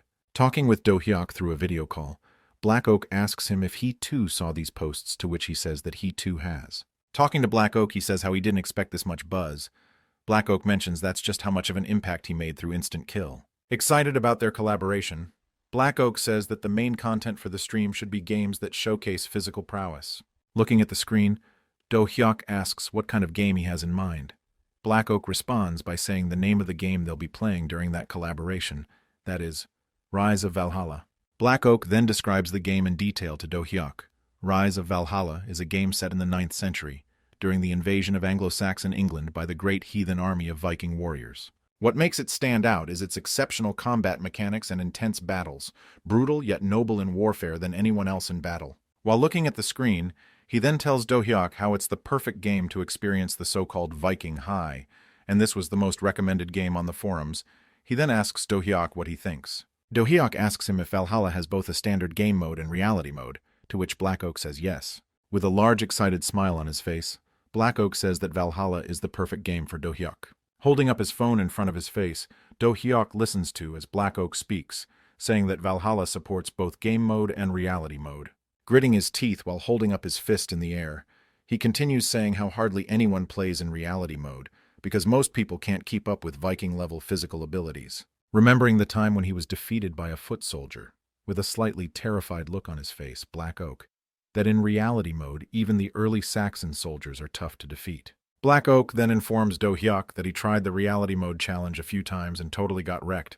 Do-hyuk asks in return to how far he got. Humbly speaking, Black Oak says that after several attempts he finally managed to beat a regular knight just to get demolished by the next guy. Complimenting him for his good gameplay and Ultimate Fighter they previously played together, Do-hyuk then says how it must be near impossible for average players if even Black Oak struggled against a knight. With an awkward look on his face, Black Oak says it's a little embarrassing to hear after he got completely destroyed. Black Oak begins to remember the match they had in Ultimate Fighter, thinking that since Do-hyuk will just keep getting stronger if he could win just one round, he'll turn off Alpha and never compete against Do-hyuk. He remembers dashing forward while thinking with his so-called, "You're really bad at this strategy," and will be forever known as the man who defeated Lee Do-hyuk in Alpha Black Oak. With a bruised face, coughing, Black Oak lied they're defeated, thinking that he jumped in hoping to win and boast about it, but instead he miserably lost to Do-hyuk. Looking at his phone, he thinks to himself that if it's this version of Do-hyuk, then he might be able to clear Valhalla in reality mode that even Black Oak himself could never do. Standing up from his chair, he mentions how only a chosen few ever reached the end of Valhalla, though it took them multiple tries to do that. Do-hyuk looks at his phone at Black Oak as he goes on about how if it's Do-hyuk, then without a single retry, he believes that Do-hyuk can clear the challenge. Do-hyuk stands up saying that it's 8 o'clock. He then says that if he wants to live up to that trust, then he's going to need to put in more effort while looking at his capsule. Soon he disconnects the call. After logging in, Do-hyuk looks up, then asks John if she can hear him. John reacts positively with a thumbs up, while Do-hyuk tells her to take care of today's one-day manager role. Do-hyuk then starts full dive and enters the lobby. The viewers then ask Do-hyuk about what game he's going to play today, to which he says that he'll tell them later. Looking towards the viewers, Do-hyuk asks if they have any questions for him. The viewers then ask him about why he is so good at combat. Do-hyuk laughs awkwardly, thinking he can't exactly say that he trained to save the world that wouldn't collapse, and how he used to be the strongest hunter in his past life, and then regressed. Smiling lightly, he says that talking about his past is a bit difficult, so he'll just skip it. Changing the topic, Do-hyuk says how he plans to make gaming his main streaming content. He then asks the computer to bring up the game library, and suddenly, an interface pops up depicting the two games that Do-hyuk has played till now. That is, It Kills 2 and Ultimate Fighter FD. One viewer asks him if he's actually playing Ultimate Fighter, to which he replies that he has played it a few times back in the console game days, and then asks the viewers about what they think. Seeing their comments, calling Ultimate Fighter as Trash Fighter, Do-hyuk says that their reactions are similar to what Black Oak said, and if Ultimate Fighter is really as bad as they make it sound to be like. Suddenly, a cute chibi character of John pops up and tells Do-hyuk that the Ultimate Fighter is outdated. Jean then says that Ultimate Fighter is so bad that it's called Trash Fighter or just Trash, and how Iron Fist is the go-to for fighting games. Thinking to himself, Do-hyuk decides that it's better to avoid the Ultimate Fighter on stream. A viewer suggests Do-hyuk to try the god-tier game, Iron Fist, to which Do-hyuk looks up and replies that he has already decided on today's game. Chibi-John informs Do-hyuk that the number of their viewers is already above 2,000 and that he should start soon, to which Do-hyuk looks up excited.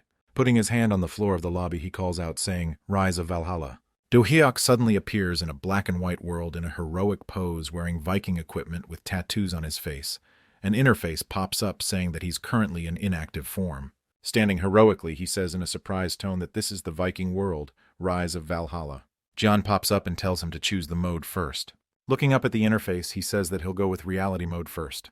With a viewer saying that how Vikings 2 use dual axes, Do-hyuk then takes out his dual axes looking at them. Then Do-hyuk says that they have a special guest, turning his face to the light beam that suddenly falls on the floor. From the light beam, Black Oak emerges greeting the viewers, to which some viewers call him Trash Hands and Black Mosquito. Another viewer comments on how Black Oak came back to farm items in this game again, to which Black Oak replies with a wink, telling them to stop hating on mosquitoes. Putting his hand towards Black Oak, Do-hyuk says that as part of their collab, Black Oak will bring viewers to Do-hyuk's stream, and in return they'll upload their collab on Black Oak's channel. An interface then pops up saying that Black Oak has rated with 2,400 viewers, to which Black Oak points upward towards that interface and says he's not a mosquito, but at least a honeybee.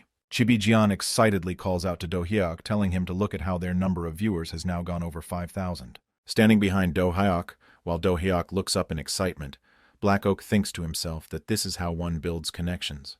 With a sly, conniving smirk on his face, Black Oak thinks to himself that if he builds ties with the rising star, Do-hyuk now, then he'll be dripping with benefits just by standing next to him. Do-hyuk then turns to the computer and tells it to start the game. With stormy water crashing at the coast, a story then begins. It's the year 793, and a dreadful calamity descended upon the sacred land of Northumbria. With a Viking standing at the deck of the ship, holding his sword up and ahead, the story continues, accursed name Vikings, the place where Ragnar and his Viking warriors were on the coast of Northumbria. With Ragnar pulling out the sword lunged into his chest, the story continues as so. Ragnar fought his final battle against Aella II, the king of Northumbria. Having fallen into a trap, he met his demise. Screaming at the top of his lungs, he calls out to the Saxons and their cowardly act, saying that this is not the end, and that if his children find out about his death, they won't sit still. Laughing maniacally, he says that he'll watching their deaths with a smile from the warriors' hall that Odin has prepared, while a soldier standing behind him prepares to swing his sword at his neck. He screams out Valhalla as his blood splatters. And so the story ends. The story was being narrated by Jorund Hranfast, Viking combat instructor. He's a tutorial NPC. He then says that how their king, Ragnar, fell at the hands of the ruthless Saxons, and that their mission is revenge and retribution. While he speaks, Do-hyuk and Black Oak stand there and look at him. Speaking in a loud voice, Jorund says that only those who earn a warrior's recognition can become true warriors, and asks who will be the first to become Odin's warrior.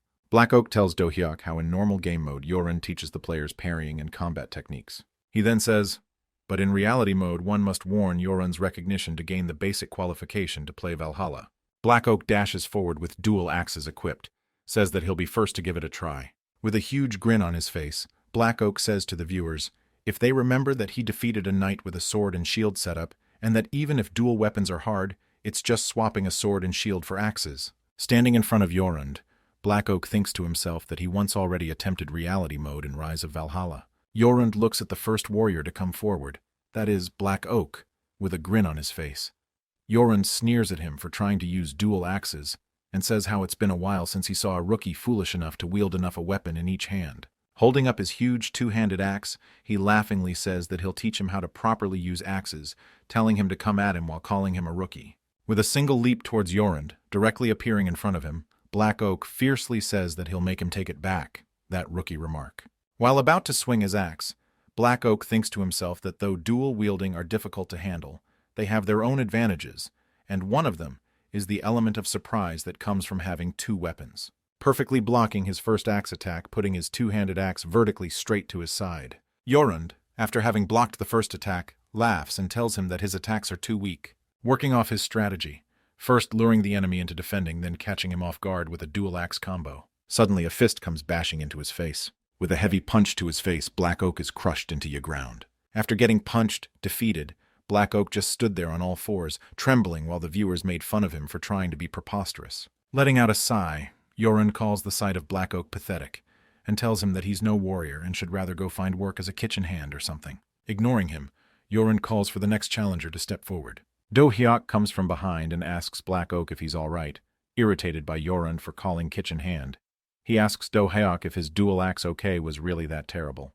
With a straight face, Do Hyuk says that rather than calling it terrible, isn't it that he basically did nothing? Totally flabbergasted by the comment Do Hyuk made, he just silently looks at him while the viewers continue to make fun of Black Oak. Do Hyuk then adds how all he did was just get beat up, irritated and crying. He tells him to stop it already in an irritated tone. Looking at his axes, Do Hyuk says that though dual axes may look flashy, but in reality, they have to be handled in a really straightforward way. Letting out a sigh, he tells Black Oak if he had seen his It Kills play, then he'd understand better. With a tired expression on his face, Black Oak how he watched it for hours, all while trying to follow along until his muscles were sore. Dramatically putting his hand over his mouth while tears well up in his eyes, Do Hyuk stands there surprised, touched. Really touched by Black Oak's words, he reassures him through his tears to hang in there no matter how hopeless he is at fighting. Do Hyuk then receives his first mission, a 100,001 mission, to which replies that this would be his first mission, while Black Oak thinks to himself only if he could lunch Do Hyuk. Suddenly, more viewers donate money commissioning Do Hyuk to beat Yorund. Do Hyuk first expresses his gratitude for their donations, then asks if Yorund is really that difficult to beat, to which Black Oak replies that Yorund is a retired berserker vice-captain.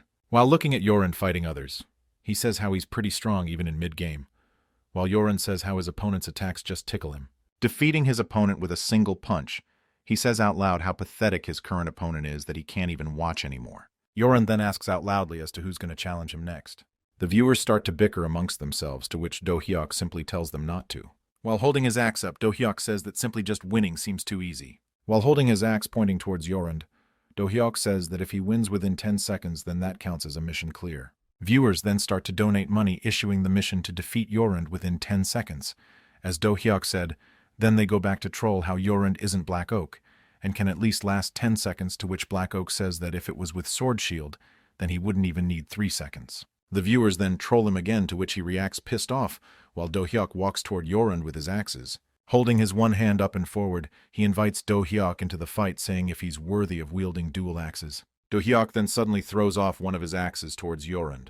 Yorund, without breaking a sweat, parries it.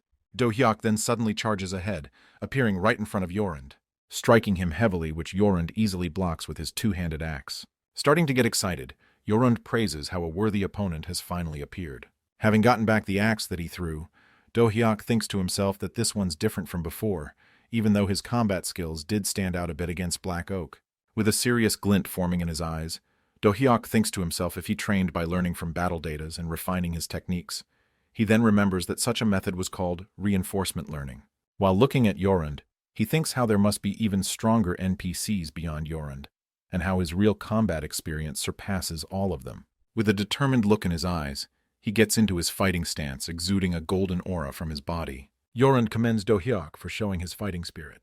Yorund then dashes right towards Do Hyuk with his two-handed axe in an about-to-swing position. Putting his axes up against it, Do Hyuk blocks his attack with both of his axes. As he blocks it, sparks go flying with their weapons clashing against each other. Grunting through his teeth, Yorund applies more force to their clashing.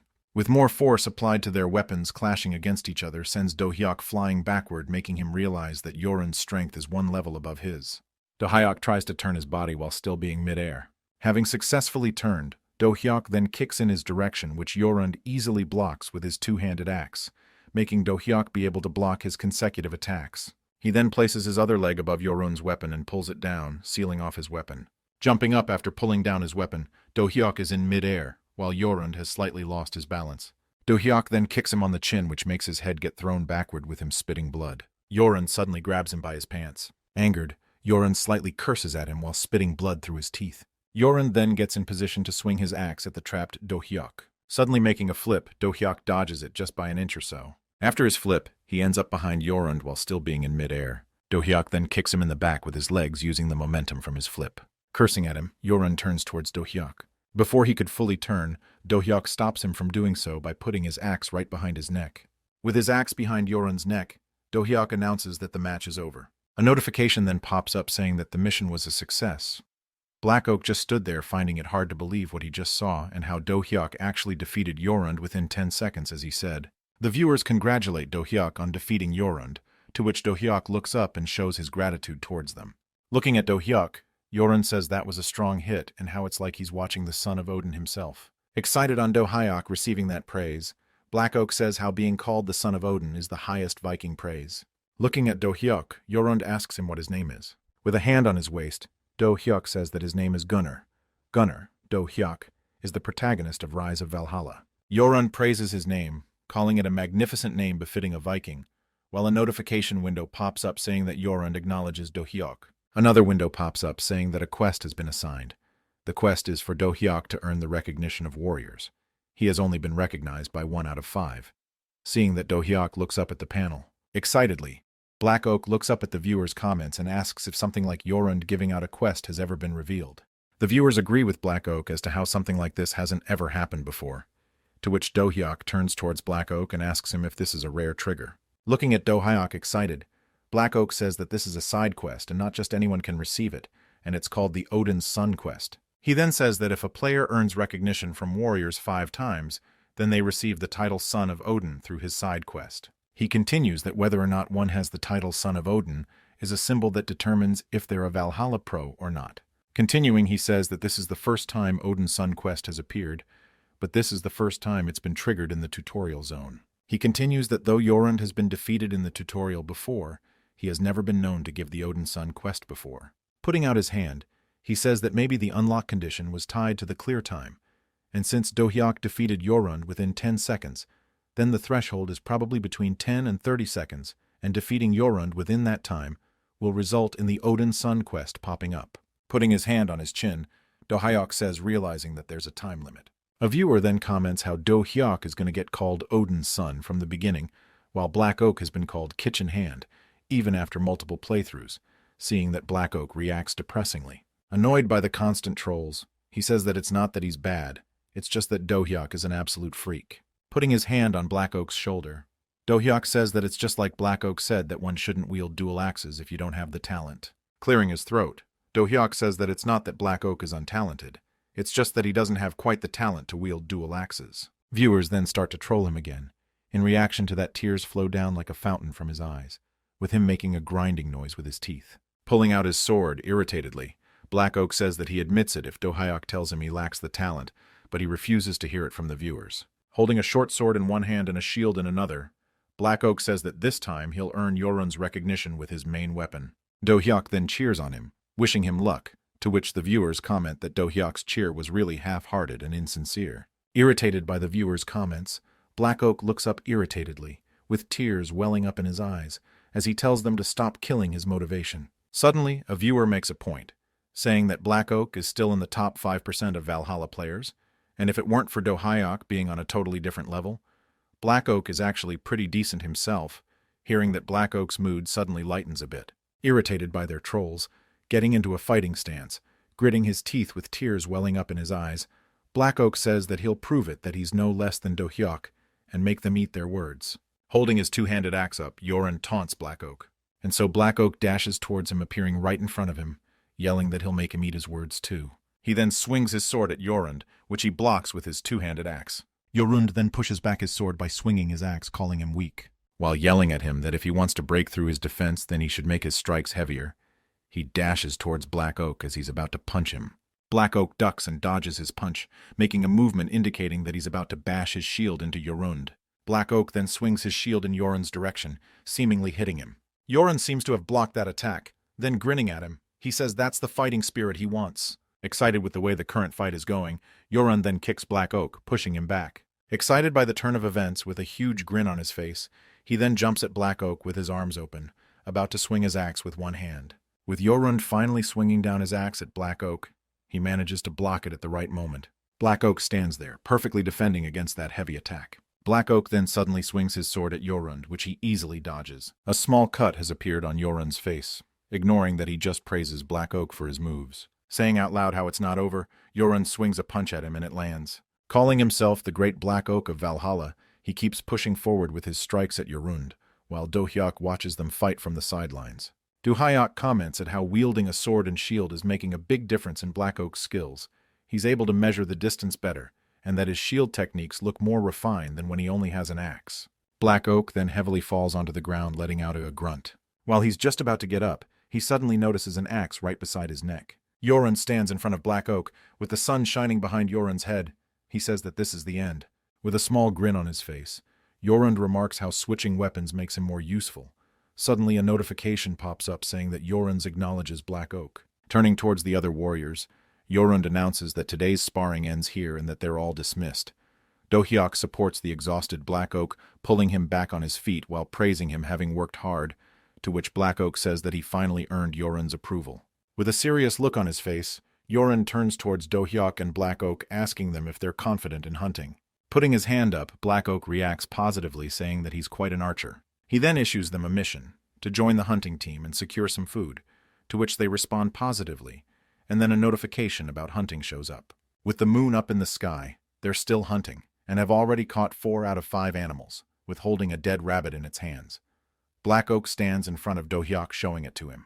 Black Oak then turns to ask him if he's ever shot a bow before, as he's just been watching all this time. Looking at the bow he's holding in his hands, Do-hyuk says that though he has played with toy bows a few times, it's his first time holding an actual bow. Pointing at the tree in front of them, Black Oak asks Do-hyuk if he would like to practice with that tree. Putting the arrow in his bow, Do-hyuk first controls his breathing, then carefully takes aim. He then lets go of the bowstring and his arrow flies forward, but instead of hitting the tree it goes and accidentally hits the huge boulder beside it. Seeing that, Black Oak lightly bursts out laughing, seeing him miss the shot. The viewers speak positively of Do-hyuk, saying that if he's not shot before, then it's tough, to which Do-hyuk thinks that he'll get the hang of it after a few more tries. Laughing with an idiotic expression on his face, he tells Do-hyuk not to worry, as Black Oak will teach him how to shoot a bow. Proudly calling himself the Robin Hood of Valhalla, he tells Do-hyuk to just trust in him. The viewers then comment how Black Oak is getting excited over something he's good at, while another viewer says that he misses 4 shots out of 10, to which Black Oak replies saying landing that many is pretty impressive as well. Suddenly Do-hyuk notices a deer standing behind them. Pushing aside Do-hyuk by his face, Black confidently steps forward. Pointing his arrow at the deer, Black Oak thinks to himself that bows are weapons that take a lot of time to master, and decides to show off his archery skills he honed in Valhalla and other medieval games. Shouting out 1 shot, 1 kill, Black Oak lets go of his bowstring and his arrow flies forward in the direction of the deer. Unfortunately, he misses his shot, with his arrow hitting the tree a few inches above the deer's head.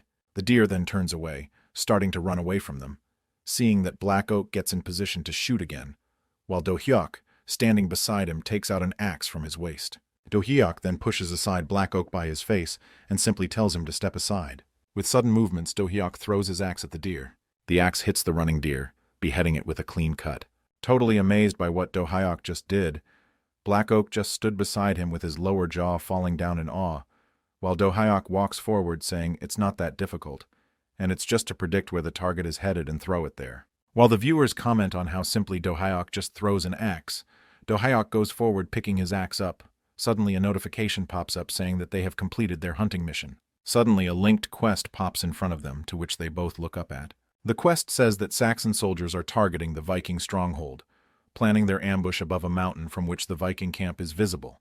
One of 3 Saxon soldiers, scouting, says about how a group of Vikings moved out earlier, and at most there are 10 enemies left in the camp. One of the soldiers calls the other, telling him to quickly inform the captain, to which the other soldiers obey, and tell the first soldier to continue to keep watch. After receiving the scout's report, the Saxon army decided to attack, cursing at the Vikings. The person commanding the soldiers tells them to send the Vikings straight to hell. This person in command is Carolingian Saxon, an elite warrior. Another notification pops up telling both Black Oak and Do-hyuk to return back to the camp before the enemies arrive, with the next notification popping up saying that they have only 8 minutes left, gripping his axe tighter. Do-hyuk remarks that the real game is finally starting. Suddenly a viewer then gives out a challenge to Do-hyuk, saying that he'll get 5,000 won for each kill he makes. Looking up at the challenge, Do-hyuk expresses his gratitude towards such an offer. Pointing with his finger, Black Oak says that he knows just the way back to the camp and tells Do-hyuk that they should hurry back. Confused with what Black Oak just said, Do-hyuk questions about where to head back. Turning towards Do-hyuk, Black Oak says that they need to return to the stronghold, and that more Vikings will die depending on how late they get there. Making a point, Do-hyuk asks if they can't just intercept them on the way. Excitedly, Do-hyuk says that it's 5,000 won per kill, and how that it'd be a waste for the Saxon soldiers to be killed by the Vikings. Equally shocked and confused with what Do-hyuk just said, Black Oak asks unbelievably if Do-hyuk is saying it is for them to take down all the 20 soldiers all by themselves. Without further ado, energetically Do-hyuk says that they shouldn't have any more time and move forward.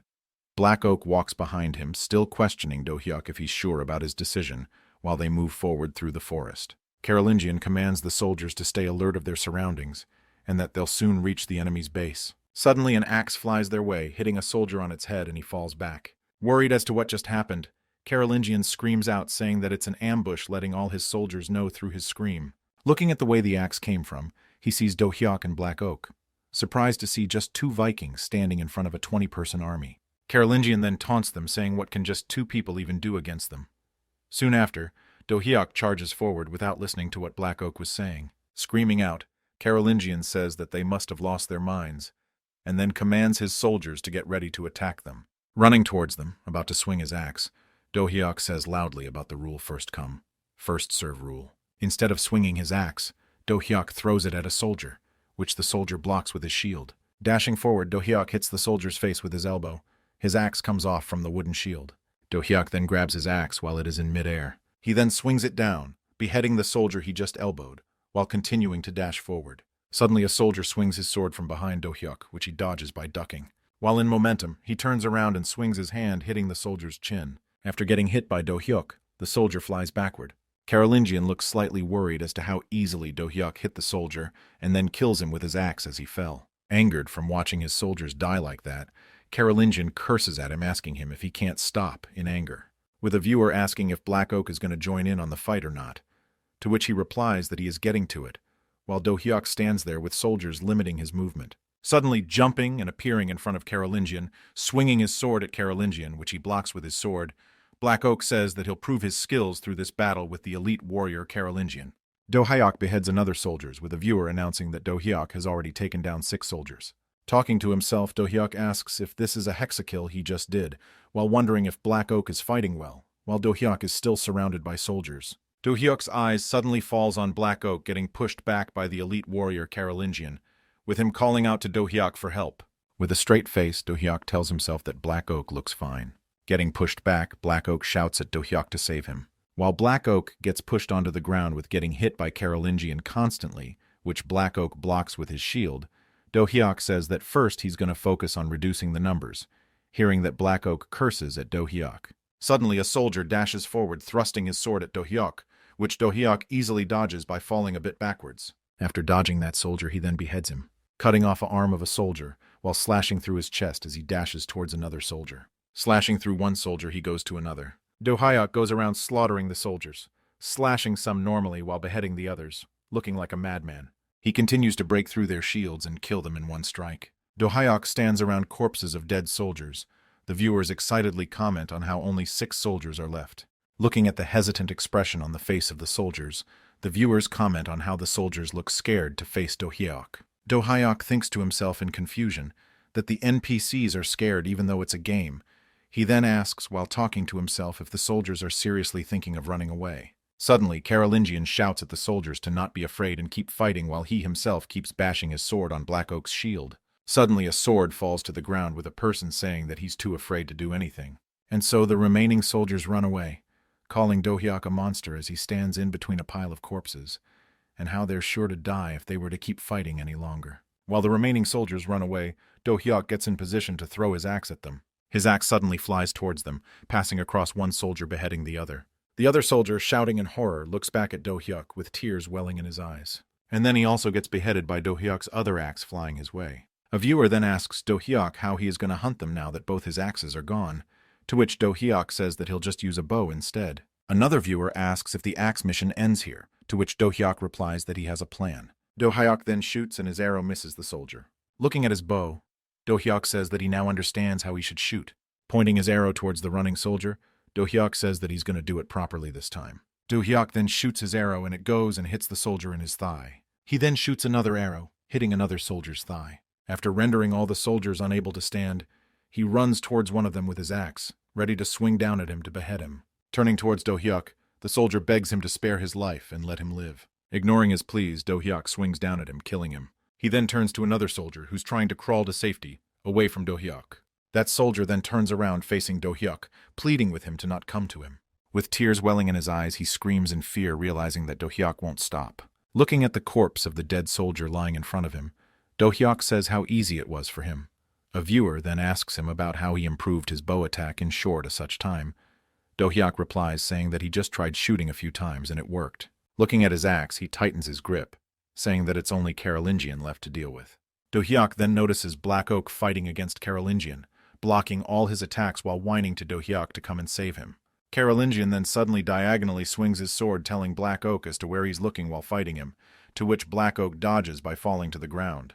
Looking at Black Oak's movements, Do-hyuk points out that this isn't how he's supposed to roll after dodging an attack. Black Oak screams lying on the ground, unable to defend himself from the incoming attack. Do-hyuk suddenly jumps in between them, pushing away Carolingian's sword with his axe, while Black Oak, with his hands in front of his face, lies there sitting. Pissed off seeing Do-hyuk, Carolingian reaches out to him, which Do-hyuk dodges by turning around. Making a complete 360 degrees turn, he slashes through Carolingian's neck, beheading him. Looking at the kneeling Black Oak, Do-hyuk asks him if he's okay. Looking up at Do-hyuk while rubbing the sweat off his chin, he says that Do-hyuk could have helped sooner. Looking at Black Oak, Do-hyuk apologizes first, and says that he didn't think Black Oak needed any help. With a slight pout on his face, Do-hyuk says about how people get angry if one steals their kills, and how it didn't look like much of a crisis situation to him. Pointing at Do-hyuk, Black Oak irritatedly, with tears sticking out of his eyes, says that if that wasn't a crisis situation, then what is? To which Do-hyuk replies that at least a severed arm or spilled-out intestines would be crisis enough. Pissed off, Black Oak says as to how Do-hyuk's type of crisis situations would kill a person, to which Do-hyuk just stands here fidgeting. While they talk to each other, suddenly a voice from behind calls out to Do-hyuk, Gunner, while running towards them. Hearing that voice, realizing that it might be Yorund, Black Oak turns back to see. Yorund then passes through Black Oak by pushing him away by his face. Yorund then holds Do-hyuk's shoulders. In worry, he asks him if he's okay and if he's hurt anywhere, to which Do-hyuk replies that he's fine. Writhing in pain from having pushed back by his face, he tries to get up while asking Yorund to notice him too. Two more Vikings come calling out to Gunner and Yorund, crushing Black Oak under their feet. Suddenly, another Viking comes and informs them that there are no more enemies in the vicinity, while another Viking asks if Do-hyuk is injured, while Black Oak lies there on the ground with tears flowing down from his eyes, coughing. He decides to just log out for today. Do-hyuk replies that he's fine. While turning to Black Oak, he gets a notification saying that Black Oak just logged out. Ignoring everything else, Yorund just says that he's just glad Do-hyuk isn't hurt. Do-hyuk thinks to himself if this the end of the tutorial, and that if the open world starts from here. Turning towards his viewers, Do-hyuk asks them what should he do now. A new 500,001 challenge pops from a viewer commissioning him to defeat Stone Fist Beowulf with his currently equipment, and if he does that, then the viewer says that he'll add 500 more to his reward. Do-hyuk says, though he doesn't know who this Beowulf is, but for 1,000,001 he'll do his best. Hearing him say that, Yorund asks him if he's thinking of fighting Beowulf. He then repeats saying how that would be too much for him alone. Yorund then says that he'll join him, to which Do-hyuk acts a bit confused. Suddenly a notification pops up saying that companion recruitment is now available. Seeing that notification, he turns and asks the viewers about what this companion recruitment is, to which a viewer replies that when he blows a horn, a companion just shows up and helps. After agreeing with the chief, Yorund, to come with him, they both take a horse and set out. While riding the horse, Do-hyuk about who this Beowulf is. With a slight serious look on his face, Yorund says that Beowulf was once a brave warrior who used to serve the king. But after the king died, he lost his honor. While they continue to move forward on the horses, Yoren says that he's heard that Beowulf is somewhere in West Sussex raiding nearby villages. A notification window pops up telling Do-hyuk to find Beowulf and receive a warrior's recognition. They suddenly come to a halt at a cliff. Standing on that cliff, Yoren says that they've now arrived at Beowulf's camp. Handing out a horn to Do-hyuk, Yoren says that he has an old connection to Beowulf, and if he's in need of strength, he just needs to blow on the horn, and Yoren will be there to help. Taking the horn from Yoren's hands, Do-hyuk says that he'll go ahead and suddenly ride down the cliff with his horse. Suddenly, a man guarding the camp notices a person rushing towards them on a horse. That person is Do-hyuk. Do-hyuk says that he just needs to break through all these guys to find Beowulf. Holding up their spears towards Do-hyuk, the guards warn him to stop. Standing up while riding his horse, Do-hyuk shouts out saying that a brave Viking never resorts to sneak attacks. Do-hyuk then breaks through Beowulf's camp's main door. A person then yells out saying that there's an attack. While still on horse, Do-hyuk takes out his bow and starts shooting. His arrows perfectly hit them right in between their eyebrows, and then they fall to the ground, hitting another person in the back of his neck, instantly killing him. Holding up their spears, other people about out to kill him and stab him. And they end up stabbing, but they stab his horse as he stands up on his two legs, seeing sharp objects in front of him, neighing in pain as he's getting stabbed. Do-hyuk, having jumped off the horse in midair, attacks the ones stabbing the horse from up above. With a bunch of arrows flying towards them, hitting their heads and body, they all fall. Do-hyuk then lands on the ground with an heroic pose. Do-hyuk suddenly notices that there's a person standing behind him. They all shout to each other to raise their shields. Seeing them put up shields, Do-hyuk empties his hand of the bow he was holding and takes out his axes. Pointing his axes towards them, he says that he'll simply just clear them with his axes. Holding their shields up with a sword in their hands, people dash towards Do-hyuk, while Do-hyuk dashes towards them. Dodging the first-person sword slash, he gets to his side, ready to swing his axe. Do-hyuk then swings his axe, slashing along his abdomen. In momentum, he decides to hit the people holding shields. A shielded person gets ready to stab Do-hyuk with his sword. Do-hyuk sticks his axe onto his shield, pushing it away while creating an opening for him to strike at the person. With a single swing downward, he cleanly cuts off the head of that person, while another, cursing at Do-hyuk, sneaks up at him from behind, ready to swing his sword at Do-hyuk. Dodging his attack, Do-hyuk dashes forward, pushing the other person off the ground with his physical strength, all while holding on to that person. Suddenly, another person commands the archers to fire at Do-hyuk, and they do so as told. Do-hyuk uses the person he held onto as meat shield, and continues to dash forward. He then throws that person off of himself into the air towards the people who were shooting at him. A strong-looking person pushes aside the body Do-hyuk threw at him, telling if he's naive to think that such a cheap trick would work here. With fierce-looking eyes, Do-hyuk dashes forward while killing off the archers beside this person and appears right in front of him, catching him off guard. Do-hyuk then slashes at this strong-looking person diagonally towards the ground.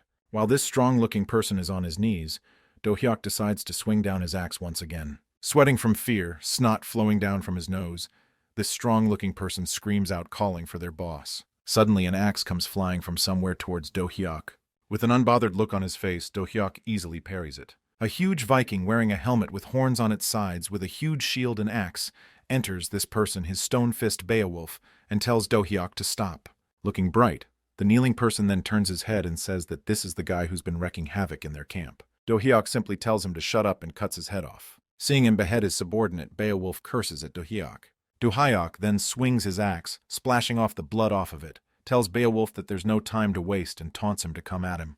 Cursing at him, Beowulf takes out his weapon from his back. Suddenly, he dashes towards Do-hyuk, appearing right in front of him, yelling out loud as to how he's going to make him regret ever coming here. In another game, a person knocks his opponent down, standing in a pose with his fist held up high, glowing. This person who just won, his name is Anatole. A notification pops up saying that Anatole wins. Then Anatole turns towards his followers, greeting them. This game is Iron Fist. A viewer then asks if this is Anatole's first time streaming after the Iron Fist World Tournament, to which Anatole replies positively. Suddenly, another viewer asks him how's his mental health, to which he replies he's fine now, and that he also took a few days off to get himself together. Tightening his fist, thinking to himself, Anatole says that how people back in Ultimate Fighter used to think that Anatole winning the world championship is given, and how he used to take home world titles like it was nothing. Thinking back about the Iron Fist World Tournament, he says while thinking to himself that his best record was only making it to the semi-finals. Pointing his finger towards the viewers, thinking to himself how he still can't just give up like this, he says to his viewers that how about they take a trip back home just for today. He then snaps and an interface showing the current number of viewers pops up. Iron Fist closes and he ends up in his lobby with Ultimate Fighter game about to start. As soon as the interface saying that Ultimate Fighter is going to start, the number of viewers if Anatole strat to drop, putting a hand over his head as if looking to a farther distance, Anatole says, as how it's been over a year since he last logged into Ulti Fight. Snapping again, he decides to go with his old alternate, Hoken. He then suddenly get into his character, martial artist Hoken. He then asks the computer to find him a match. Computer then starts the search for a match. Jian calls out to Do Hyuk to come and take a look at how the viewer's response to Do Hyuk's fight against Stonefist Beowulf, with over 100,000 people having watched the video, with comments filled with the viewers praising and admiring Do Hyuk's otherworldly skills. Pointing at the TV, John, seemingly impressed, tells Do Hyuk that there's already a meme from his stream. Turning to Do Hyuk, excited, John mentions that at this rate, Do Hyuk's stream will do just fine even without her, and that also means that he'll need for work harder. With a warm and gentle smile on his face, Do Hyuk says that it's all thanks to Jian working so hard managing his stream today. Letting out a yam, John says that she's going to bed and that Do Hyuk should get some rest too. As Jian goes back, Do Hyuk speaks to himself that it'd be a waste to just go to sleep tonight and thinks about trying Iron Fist as it's trending. Walking towards his room, he decides that he's rather just play Ulti Fight and reach Transcendent Tier first, and that with just one win, he's going to rank up to Grandmaster. He enters his room and then closes it, still talking to himself. He says that the friend request he sent to that sword-wielding girl, whenever he checks she always seemed to be offline, wondering if she quit the game. He then walks into his capsule and sits, and asks the computer to start full dive.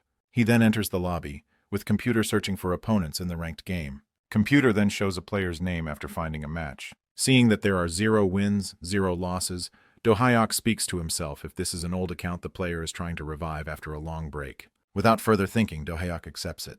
Do Hyuk's opponent is none other than Anatole.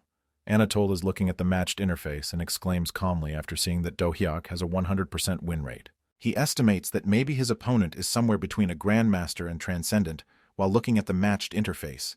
He then asks his viewers if this looks like someone's Smurf account. The viewers then mention of him being seen in that sword-wielding girl's stream, calling him the Taunt God, to which Anatole asks what's that. After hearing all the crazy and interesting comments about Do Hyuk from the viewers, Anatole looks somewhat interested in fighting him now. Talking to himself, he says that let's see if they can pull something like that against him, and so he accepts the matchmaking. And Do Hyuk suddenly appears in front of Anatole. Cracking his knuckles, Anatole says confidently that he'll try to guess who this mysterious expert really is. Getting into a fighting stance, he calls Do Hyuk to come at him. Taunting him, Do Hyuk says that why don't Anatole come at him? With a smirk forming on his face, he asks if he's looking down on him, Anatole. Anatole then dashes forward towards Do Hyuk, shouting out how he'll make him eat his words. Anatole dashes towards Do Hyuk with a blazing fist, letting out smoke, ready to punch. Suddenly then kicks him diagonally, which Anatole dodges by ducking. Anatole then holds his leg while his other leg is still in air from the kick he just made. Jerking his leg off slowly, Anatole throws Do Hyuk completely off balance.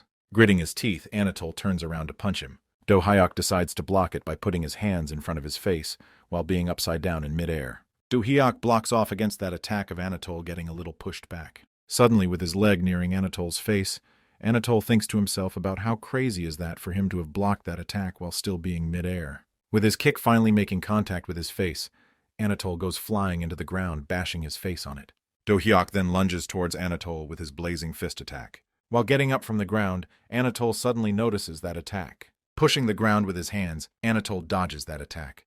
Viewers start rambling about how even if it's been a year, Anatole shouldn't be getting pushed back, and how Hoken used to be Anatole's main pick in early Anatole Alpha. Viewers keep commenting on how Anatole's instincts are dead, and that he might have let his guard down after a while. Reading their comments, Anatole thinks to himself that it's not just that. Do Hyuk's skills are one thing, but in that previous exchange just now, he felt a strange unease. Looking at Do Hyuk, he continues to think that if he doesn't figure out what that is, then he'd actually lose this round. Anatole decides to test his opponent's reaction speed and choose to use dash attack. While Do Hyuk punches at him, Anatole suddenly ducks and dodges the attacks, and he's just about to grab Do Hyuk's thighs and restrict his movement. Just when he thought he got him, he sees Do Hyuk's knee coming towards his face. With great reaction speed, Anatole dodges that attack by falling to the ground. He then slides backward, creating some distance between him and Do Hyuk, thinking how Do Hyuk instantly reacted to a close-range counter, or if it was just luck favoring him. Do Hyuk then dashes towards him, pulling back his hand, ready to punch. Dodging his punch, Anatole goes to grab his hand by his armpit. Do Hyuk grabs Anatole's hand on its track as it was about to grab him. He then elbows his joint vertically downwards. Pulling on his hand, he elbows him again in his chin. While getting elbowed, Anatole thinks of how he's reading all his timings. Thinking if anything isn't working, then he decides to attack him from the blind spot behind his shoulder. Do-hyuk easily dodges it by ducking as he attacked. Do-hyuk then pushes him back with a huge impact, gasping as he goes flying, thinking if that attack just now was really the Iron Mountain reversal. Do-hyuk dashes and punches him, which Anatole parries, all while thinking that a reversal with no prep animation is not possible, and that in Alpha's skill system, Iron Mountain reversal only triggers after a specific charge stance. Blocking off his continuous attacks, Anatole thinks to himself that it's possible to skip that stance during skill execution, but that gets the timing off, and one can't output this kind of power that his opponent is currently throwing off. Viewers start commenting as to how Anatole is getting destroyed and losing in close combat, all while Anatole seemingly dodges, blocks and parries Do-hyuk's attacks. With flame bursting from below his feet, Do-hyuk gets ready to execute a flaming attack, to which Anatole realizes that it's the Crimson Flame Kick. Just when he was about to back off, he realizes that the energy of the Crimson Flame Kick is cutting off his retreat. With worry clearly visible from his face, he says how after the stance comes the actual strike. That is, a finisher that forces a one-sided face-off, shocked at how Do-hyuk is thinking of using such a wide-arc skill in close range like the one they're in. Delusioning himself that through Crimson Flame Kick hits hard, but after a specific motion it can't be cancelled. If he makes even the slightest mistake, then it'll be his chance to shine. Right when Do-hyuk's legs were getting to his face, Anatole suddenly dodges it by ducking down, thinking that if he just reads the timing, then dodging it is a piece of cake. Anatole then jumps at him, ready to strike back using the recovery delay from Crimson Flame Kick to land a massive hit with his blazing fist. Right when he thought that victory is in his palms now, Do-hyuk changes the direction of his kick, reversing it back, hitting Anatole directly on his face. Having gotten slightly thrown off balance, Anatole thinks to himself that ignore skill penalties, one would have to manually input every motion. Finally, he understands the strange feeling he has been getting. While getting continuously punched by Do-hyuk, Anatole realizes that Do-hyuk never once relied on auto-input corrects. As Anatole falls to the ground, Do-hyuk compliments him by saying that he's got some skill. While respawning, Anatole thinks to himself if it is really possible to use pinpoint skill activation without correction. He decides to confirm it, and so asks Do-hyuk for another match, to which Do-hyuk agrees, telling him to come at him. Shouting out, he dashes towards Do-hyuk. Once again, getting beaten to a pulp, Anatole loses to Do-hyuk. He respawns again, pleading to him for one more match. With a bruised-up face, he lies there on the ground, while Do-hyuk looks tired after fighting 5 times in a row, and tells him to call it a day for now, which Anatole agrees. Do-hyuk then checks his record, and an interface pops up saying that he has won 26 times and lost 0. Talking to himself, he says that after one more match he'll finally hit the Transcendent tier. And once he hits Transcendent tier, then the opponents he gets to fight against will be more fun. Talking to himself, he says that if his stream viewers find out that he's been playing Ultimate Fighter, to that playing solo after saying that he'll see them tomorrow, he'll surely get roasted. He then decides to hide his identity for as long as possible, and reveal it once he has reached rank 1 in Ultimate Fighter. Do-hyuk then calls out to Computer, asking it if his basic into and appearance are set to private, to which Computer replies that they have been done so and won't change unless Do-hyuk himself changes it. Computer then shows him how he looks like to other people and asks him if he'd like to change it. Do-hyuk replies that he'll just stick with his current appearance, and so Computer closes the interface, showing character appearance. Talking to himself, Do-hyuk says that if Ulti-Fight is this fun, then Iron Fist, the king of fighting games, would then clearly be more thrilling. He realizes to prepare for something like that he should make friends with people like Ramyeon, Anatole, and so he asks Computer to send him a friend request. Computer then asks Do-hyuk if he'd like to include in a message for Ramyeon. Seeing Ramyeon's gameplay, Do-hyuk decides to write something that'd cheer him on and encourage him. So Do-hyuk writes to Anatole saying that he's got talent, and that Do-hyuk's sending him a friend request, and that they should play again sometime. After reading that, his viewers start laughing, calling Do-hyuk nuts too, while Anatole just sits there not knowing how to respond. Anatole decides to accept the friend request while saying that he never expected that he'd had something like that in Ulti-Fight of all games he's played. A viewer then asks him if Anatole knows who he is, to which he replies that he has no idea as to who he is. He then decides to review the footage of the game, playing it right at the moment of the burning Crimson Kick. While reviewing the footage, Anatole thinks to himself, if not just that kick but every attack that he used was really unassisted, then chat's surely gonna blow up.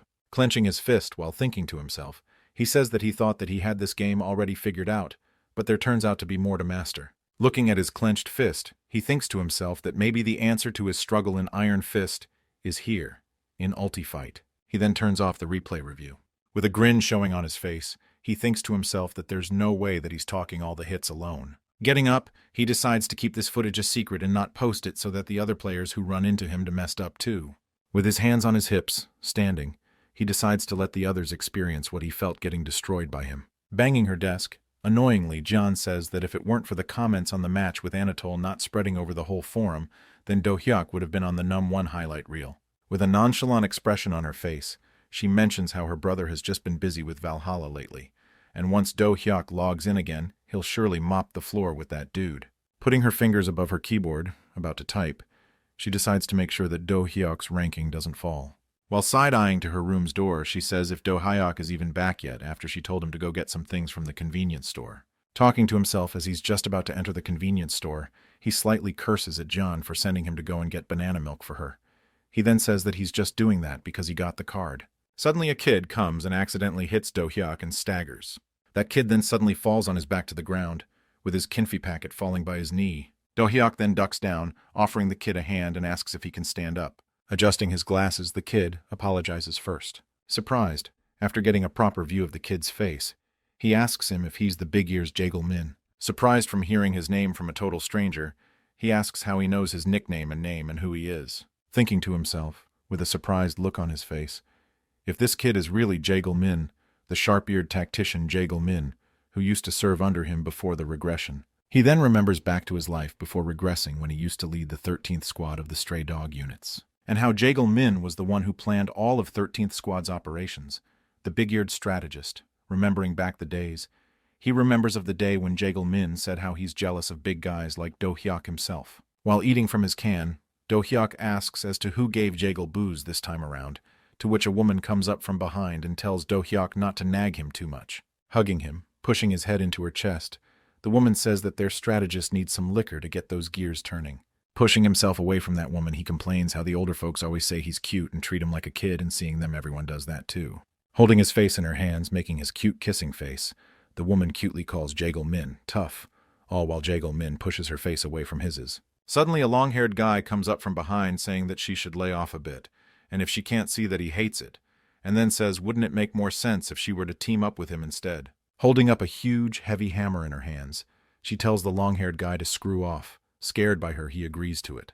Standing in a corner while thinking to himself, the long-haired guy says that he might have pissed himself for a second. Ignoring him, the woman looks around as to where Jagel Min went to. Pointing out towards Jagel Min, Do-hyuk says that whenever Jagel Min gets drink, he'll climb somewhere high up, and then mopes around in the wind like some tragic hero. Seeing that he's at it again, the woman then asks him to come sit down as standing there like that is dangerous and she'll stop teasing him. Holding his hand up in air, he asks Do-hyuk that if he were to be strong and big like him, would he have gotten less bullied. Looking up in sorrow, he takes off his eye patch, saying that if he had been like that, then maybe his eye and his little brother. Maybe he wouldn't have lost his little brother like that. Looking back at Do-hyuk, he says that if we're as strong as Captain, strong enough to take on the extraterrestrial monsters without needing any powers, then he could have protected everyone. Before he could say any further, he falls, to which the long-haired guy suddenly catches him, saying to him to stop drinking so much if he can't hold his liquor, and how every time he gets drunk, he climbs high and starts crying about his past. Suddenly, a man emerges from behind Do-hyuk and calls him. This man is Geico. He informs that he found their base. Grabbing his sword hilt, Do-hyuk says that it's about time they moved and to leave Big Ears to Hwada and also wake up old man Mangtae. Walking down the stairs with his teammates, Do-hyuk says that they hit fast and clean and that breakfast is back at base. But what was waiting for them there was a trap set by the extraterrestrial monsters targeting the human resistance, with an entire division of extraterrestrial soldiers and 2 warrior-class enemies. While blocking off attacks, Jagel calls out to his dead teammates while announcing how Gwangyo has gone berserk while fighting a warrior-class extraterrestrial. She's totally lost control over the fight and is nearing her limit. He then says how the captain and the old man are both severely wounded, currently unfit for combat. While concentrating his powers in his hands, Jagel says that as the vice-captain he wants both Hwada and Mangchi to escort both captain and the old man off the battlefield. With Mangchi trying to say that she'll stay behind and help Jagel, he shouts at her to stop it and then calls out to Mangchi. Holding off the monsters with his shield, he tells Mangchi that the only thing that can hold off against these monsters is his shield. While stuttering in his words, he tells them to stick to the plan and take care of the captain for him. With Wada holding Do-hyuk and Mangchi holding the old man, they run from there while Mangchi shouts with tears welling up in her eyes that Jagel better not die, and if he were to die, then she'll kill him herself. The last code of the Stray Dogs' 13th squad was that when the squad faces its final moment, then they'll save the captain and live to fight another day, that the captain must survive and complete the revenge of the Stray Dogs. That was their last vow. With the flashback ending, Do-hyuk thinks to himself how that was the last time he saw Big Ears, and now he's seeing him again in a different timeline, while he looks at Jagel Min still on his knees. Putting his hands up in a fist, Jagel asks if he's a part of Minsu's gang. Hearing the name Minsu Do-hyuk, remembers that it's that wannabe thug who swore vengeance on Big Ears. Do-hyuk says he has no idea who Minsu is, and then goes on about that he knows his name from his name tag, and when he saw his ears it made him blurt out Big Ears without thinking. With a silly smile on his face, Do-hyuk first apologizes for calling him that, and then asks if he's okay considering how hard he fell earlier. Do-hyuk then reaches out to the thing that Jagel Min dropped, suddenly realizing that it's a knife. Before he could even properly pass it back to him, Jagel suddenly takes the knife packet from his hands and tells him not to worry about it. Jagel runs off from him, holding the knife packet close to him, while apologizing how he ran into him because he wasn't looking. Letting out a sigh looking Jagel's way, he says that Jagel is a totally different person now, in a different time, saying how it's a connection that won't happen in this life. Suddenly realizing something, he turns to look at the running Jagel. A fist suddenly hits Jagel's face, pushing him back. The person who punched Jagel was Minsu. A lackey of Minsu's asks if he's okay, spitting curses. He asks Jagel if he just tried to fight back. He then starts to furiously kick at Jagel, calling a slave and asking him how he even dared to pick up a knife against him. With one of his lackeys, putting his hands on his shoulder, tells Minsu to stop else he might end up killing him.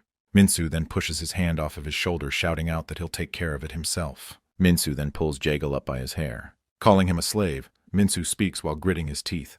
With a murderous look visible in his eyes, he says that this is what happens when one disobeys him. One of his lackeys suddenly notices someone walking to where they are and tells him to walk away if he doesn't want to see something ugly. He's cut off in between his words with a punch from that man. It's Do-hyuk. He walks towards Jagel while saying that he's freakishly fast for a short-legged punk, while one of Minsu's lacket falls to the ground on his knees. Suddenly a huge fat person dashes towards Do-hyuk. Using his momentum against him, Do-hyuk easily throws him off the ground. Scared by this mysterious man's sudden arrival, Minsu swears and asks him who he is. Pointing at himself, Do-hyuk says that he's just Jagel's former leader passing through.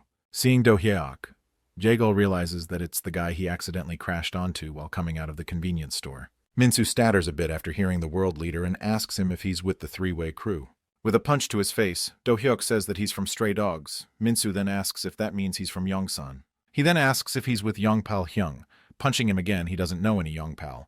While they both continue with their conversation X-fight, Jagel looks the fight happening in front of him with surprise. After having beaten him to a pulp, Jagel looks at Do-hyuk's back and thinks to himself that he looks so cool, and he want to be just like him, strong. Logging into the game, arriving at the lobby, Do-hyuk speaks to himself, saying as how he got chewed out by Jian for showing up late cause of that idiot, Jagel Min. He then remembers how clingy Jagel was being after the fight, how he begged Do-hyuk to take him as his disciple, and Jian misunderstanding Do-hyuk for cursing at her while he was just cursing at Jagel Min.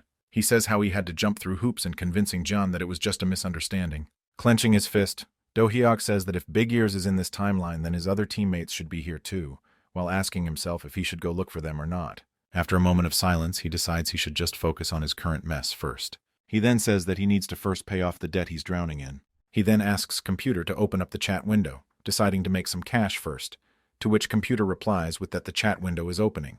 The viewers start swarming in as soon as Do-hyuk starts his stream. He welcomes everyone with a big smile on his face. A viewer then says how Do-hyuk wasn't able to make No1 yesterday, to which Do-hyuk says that he did make it to second place on Twerk's trending clips. The viewers then start discussing about the fight between Anatole and God. While saying how can no one rewatch when Anatole got his head smashes in, hearing about all those Do-hyuk acts confused. Hearing about it, Do-hyuk gets curious and looks up for the video of that fight before he hops into Valhalla. Seeing the word ramen, Do-hyuk realizes something. Pointing at the fighter with a silly face, Do-hyuk says if that isn't him, hearing that all the viewers seem confused. A viewer then mentions how that user just bought Ulti Fight 3 days, hearing that Do-hyuk decides to show them his Ulti Fight playtime. He then shows off his record, pointing towards it, saying that it's real. Saying now that it's been confirmed, Do-hyuk says it's about time they start Valhalla. With the viewer's comment saying that Do-hyuk's about to play Valhalla instead of Ulti Fight, he asks the viewers if they were not here for Valhalla. Several missions pop up for Do-hyuk, being doing a 24-hour Ulti Fight stream and reach rank 1 within 24 hours in Ulti Fight. Surprised by his viewers, Do-hyuk says how all these missions combined are already over 1,000,001. With greed totally visible in his eyes, Do-hyuk cheesily says how he's been much Ulti Fight so much today. And so Do-hyuk launches Ulti Fight to play for today's streaming. A man suddenly bangs his hand on his desk, saying how annoying he's getting seeing his viewers' comments saying that it's Beyond, who destroyed Anatole using Hoken. Swearingly, he says that it's not him. Pointing his finger at him, he says that if it were him, why would he even hide it? He'd rather stream it and rake in views. This person is Beyond, former Ulti Fight pro gamer and current Iron Fist pro gamer. Another viewer's comment saying that God's identity has been confirmed, and he's not a former pro. It's just a twerk streamer. To which Beyond says that it's as he said, it wasn't him. A viewer then says how Anatole thought that God would be an easy defeat, but then he got wrecked. To that Beyond replies that Anatole might have gotten rusty after returning to Ulti Fight after a year. Beyond then gets into his capsule and tells Computer to start Ulti Fight matchmaking. Computer suddenly replies with that a match has been found, and the person to be fighting against him is God. Clearly excited from getting to fight God. Right from the beginning, Beyond speaks to himself saying that he'll show him what he's got. Beyond then arrives at the arena in an heroic pose. Trying to act charmingly, Beyond says to make way for the OG Hoken Master. He then points at Do-hyuk, asking him if he's the rising star god. Turning to his viewers while pointing at Beyond, Do-hyuk says that his opponent looks pretty famous, to which Do-hyuk's viewers say that there was a time when Beyond actually best Anatole. The viewers say that if Anatole was the one who brought Hoken to transcendent status, then Beyond's the one who won most tournaments with Hoken, and people nowadays call him Hoken's rightful heir. And so their fight starts, and Do-hyuk decides to attack first. He dashes towards Beyond. Do-hyuk decides to go with punch first, which Beyond easily dodges while thinking to himself that this is just as he thought of his opponent to open with aggressive pressure. Do-hyuk then throws a light hook. After that, he throws a swarm of punches Beyond's way, which Beyond dodges easily, while thinking to himself how Do-hyuk fights by instinct, mixing up his moves however he feels like. While dodging, blocking, and parrying Do-hyuk's every attacks, Beyond makes a remark to himself that it's like he looking at himself on one of his off-the-rails days. Beyond calls out how fierce Do-hyuk's offense is while blocking his reverse kick. Finally, yet slowly getting pushed back during his fight against Do-hyuk, Beyond realizes that too, and thinks that it's about time to use that secret move he saved for Anatole on Do-hyuk. Moving forward, about to punch, Do-hyuk hits Beyond's fist down. Beyond uses the move he saved up for Anatole. This move is Rebound Step, Burning Crescent Wave, and suddenly a large wave of fire pushes Do-hyuk back. Bursting the flames beneath his foot, he increases his dashing speed and launches towards Do-hyuk with a grin forming on his face. Calling it his ultimate move, Burning Crescent Spear, he lunges forward towards Do-hyuk in the shape of a spearhead, with Do-hyuk in front of him. And suddenly a huge blast occurs. The viewers continue to shower Beyond with praise for him adding the Burning Crescent Kick's dash power into Burning Crescent Fist, while also adding rotational force by micro-controlling Burning Crescent Kick, all while Beyond stays there on his one knee, holding onto his bleeding hand. Taking his hand off from the wounded part of his arm, Beyond thinks to himself, and speaks as to how he can only use it once per match because of the recoil on this move. As he's just about to say that he wins, Do-hyuk suddenly appears behind him, standing on the top of the broken floor. Seeing that, the viewers suddenly notify him of that. Listening to their words, he turns behind and looks up. Do-hyuk comes slamming down at the ground with his blazing fist, which Beyond instinctively dodges. Getting back into his fighting stance, Beyond asks how he's still standing even after receiving that attack of his. Clenching his fist, Do-hyuk says that thanks to that attack he has learned something good, boosted versus unboosted, and then Rebound Step into Crimson Flame Wave. Shocked by hearing what Do-hyuk just said, Beyond mentions how he spent months on trying to develop that move, just to hear that Do-hyuk copied just after seeing it once. Do-hyuk says how it wasn't that hard to copy, and then he goes on how he first neutralized his spear attack with a Crimson Flame Wave. He continues. After doing that, he then used the recoil from Burning Crescent Kick to teleport. Confused hearing all that, Beyond says that it doesn't make sense and tells him to say something that would. Pointing at the wound on his arm, he says that Do-hyuk can't just ignore the explosion damage when the flame detonates, and that every time one detonates a crimson flame, the recoil shreds the affected area.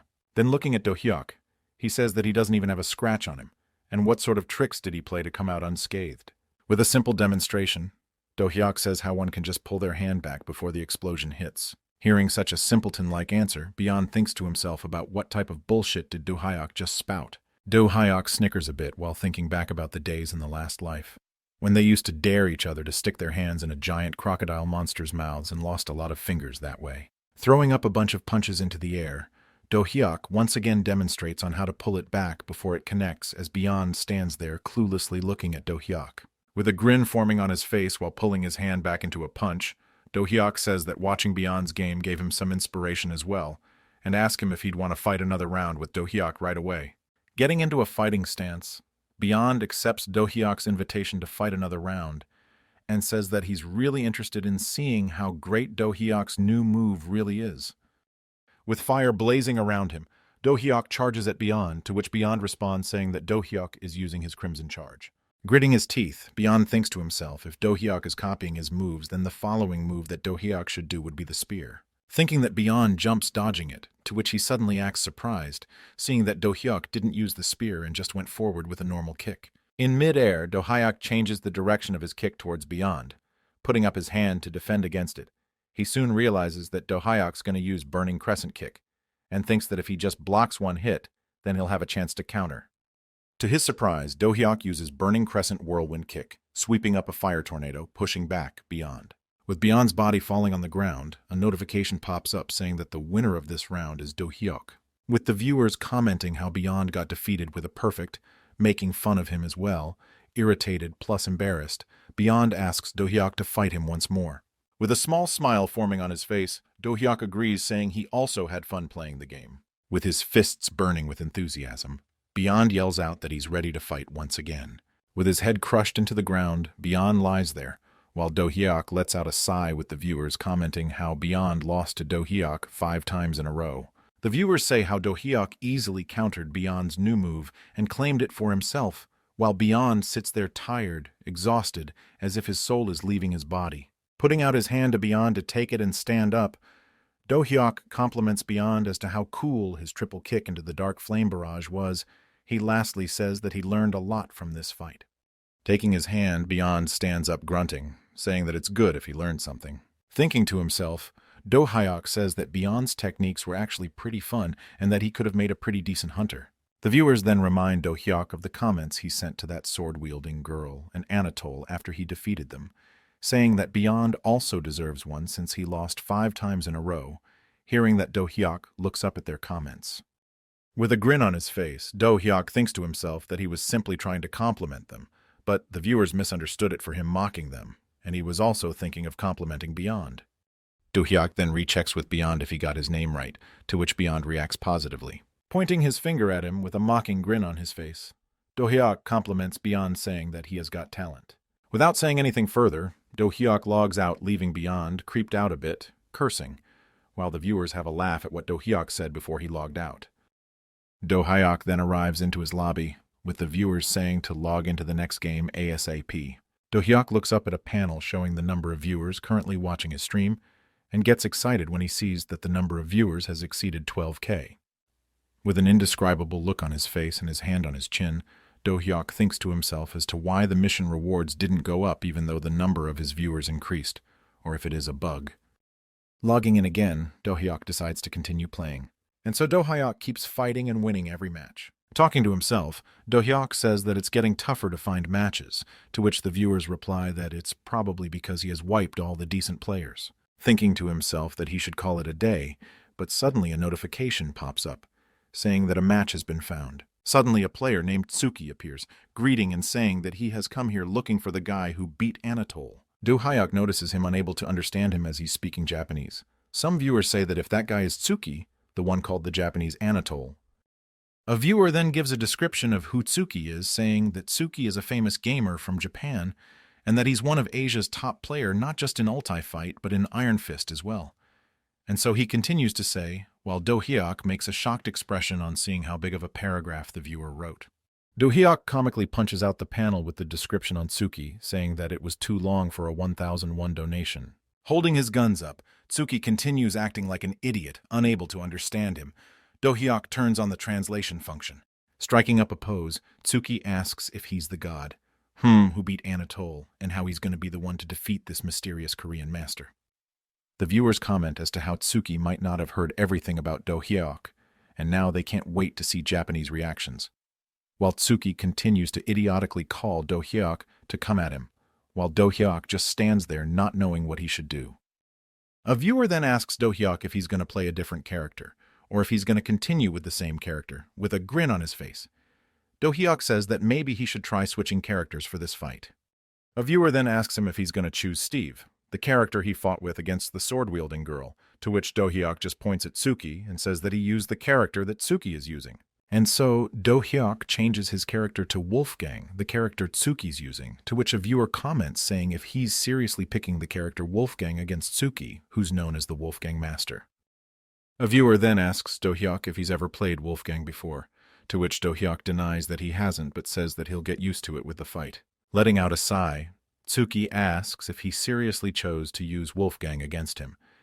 He then asks if Do Hyuk's ever heard of gun kata. It is a fictional martial art using firearms.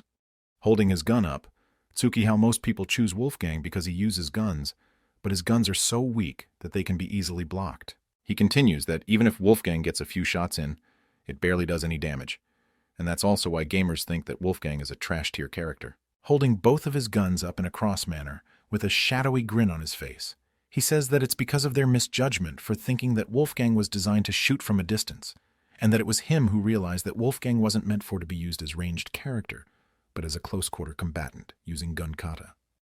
Holding up his guns in a cross manner, he says how he has dominated the world championship using Wolfgang, and that he suggests Do Hyuk to switch characters if he doesn't want to get steamrolled. Holding both his guns up, Do Hyuk says that he's good with it, and that they get to the fight already. With a grin on his face, holding his guns in position, Tsuki says that he's going to show him the difference in skill between them, if Do Hyuk keeps insisting on using Wolfgang. And the fight starts. Do Hyuk suddenly starts firing a barrage of bullets at Tsuki, which he easily parries, all while mocking how pathetic Do Hyuk's aim is. With worry showing on his face, Do Hyuk speaks to himself as to how the bullets seem to barely do any damage and that they don't even feel like real bullets. Dodging and parrying his bullets, Tsuki dashes through them, exaggerating how he can even dodge his bullets with his eyes closed, and then says that it's about time he showed Do Hyuk how Wolfgang's really played. He finally appears right in front of Do Hyuk with a huge grin on his face, while Do Hyuk holds his guns up in a firing position. Tsuki swings his hand with his gun in it, which, on impact, Do Hyuk steps back a little. Gritting his teeth, Tsuki fires, yelling how Wolfgang's guns need to be used in close for real damage. With a bullet between his teeth and his head pushed back a little, Do Hyuk manages to remain unharmed, which, on seeing, Tsuki surprisedly asks if he really blocked all of that at point-blank distance. Do Hyuk then spits out the bullets he stopped in between his teeth. Once again holding his guns up, he commends Do Hyuk on his top-tier reaction speed, and then he announces that the real fight is starting. Energetically, he pounces upon Do Hyuk to strike him with his elbow. With his gun still in his hands while gritting his teeth, he elbows Do Hyuk, which he blocks, attacking Do Hyuk with his elbow while sneaking in with his other hand holding the gun to Do Hyuk's abdomen, to which Do Hyuk reacts sharply, slapping his hand away. After slapping his hand away, Do Hyuk retaliates by hitting him in the face. Pissed off for getting hit, Tsuki spits out curses while firing at Do Hyuk. Suddenly, a viewer issues a mission of 200,000 won, saying that the mission is complete if Do Hyuk wins without getting hit, which Do Hyuk accepts while dodging the bullets. Do Hyuk then runs back and jumps over a car while dodging the bullets. Do Hyuk then lands on the other side of the car while the bullets pierce through the car's windows. Hiding behind the car, Do Hyuk says if it isn't the time for a quick break. Suddenly, a viewer asks Do Hyuk if he's really got the time for that, to which Do Hyuk responds confused as to what the viewer meant. The viewers then continue to explain how rapid fire, those barrage of bullets, aren't for zoning, but for it being a setup for Wolfgang's ultimate move, the railgun, as they continue to explain it to Do Hyuk with a huge grin on his face. Tsuki seems to be charging up his ultimate ready to shoot. Hearing that, in a flash moment, Do Hyuk kicks up the car he was hiding behind into the air while Tsuki was charging up the railgun.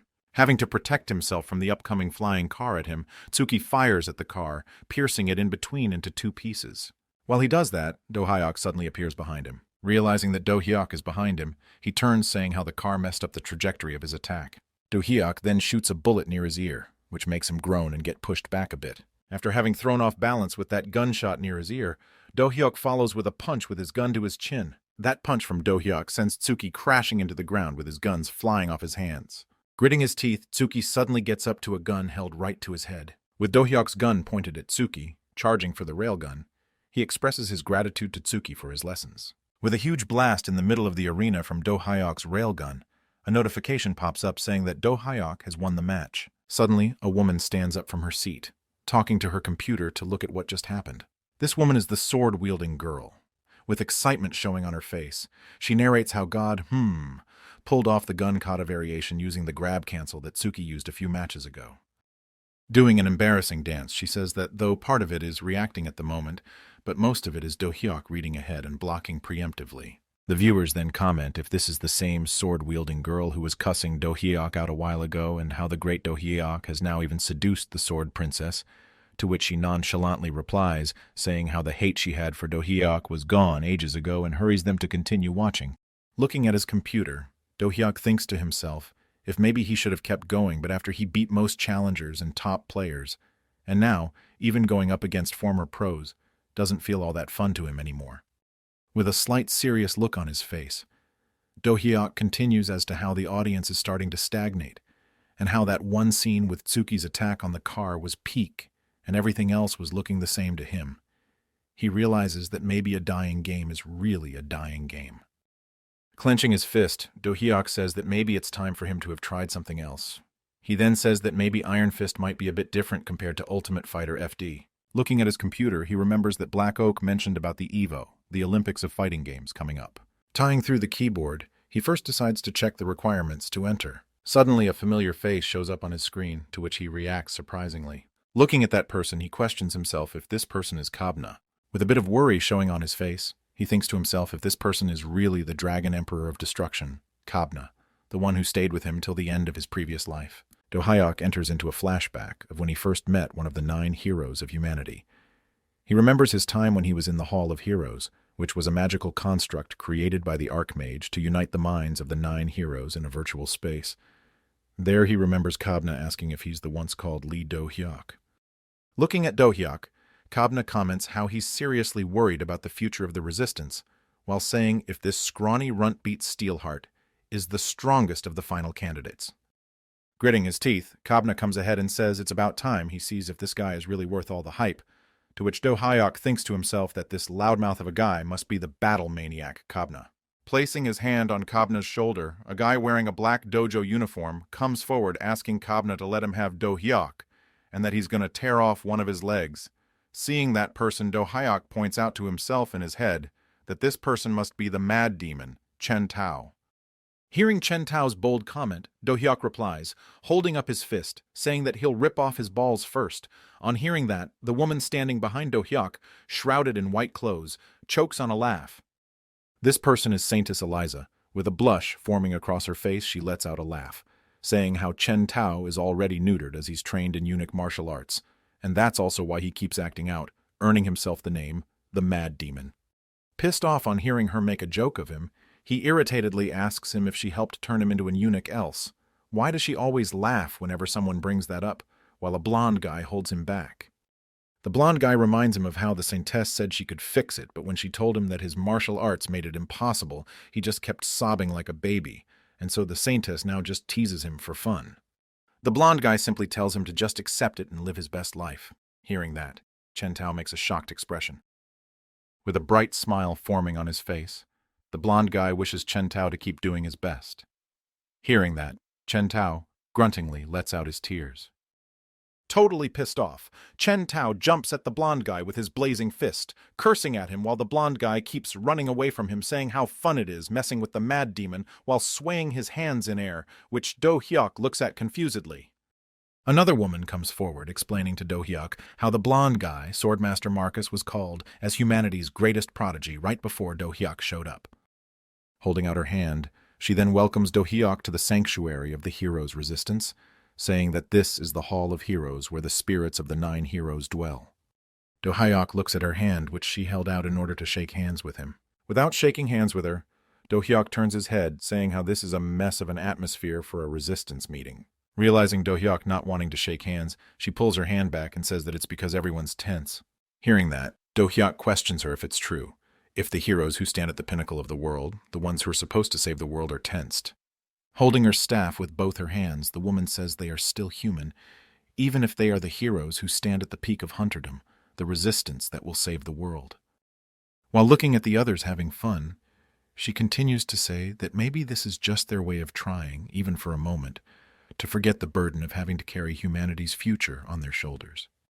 Looking at Do-hyuk as he walks forward, she says that if he passes this test and becomes one of them, then he'll soon come to understand the weight of the name resistance. With a loud voice, Do-hyuk says that as the god of war and the first to slay a dominant species, he will carry the burden for them. Looking at Kabna, he says to quit the whining and to get the test started, to which Kabna, pissed off, excitedly reacts by complimenting Do-hyuk's spirit, saying that his spirit is to his liking.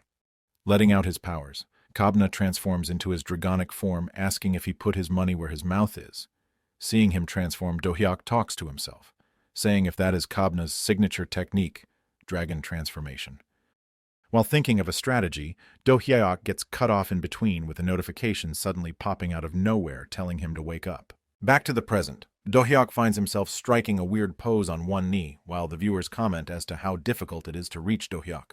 Repenting from his sudden mistake, Do-hyuk does a handstand apologizing that he got lost in an old memory there.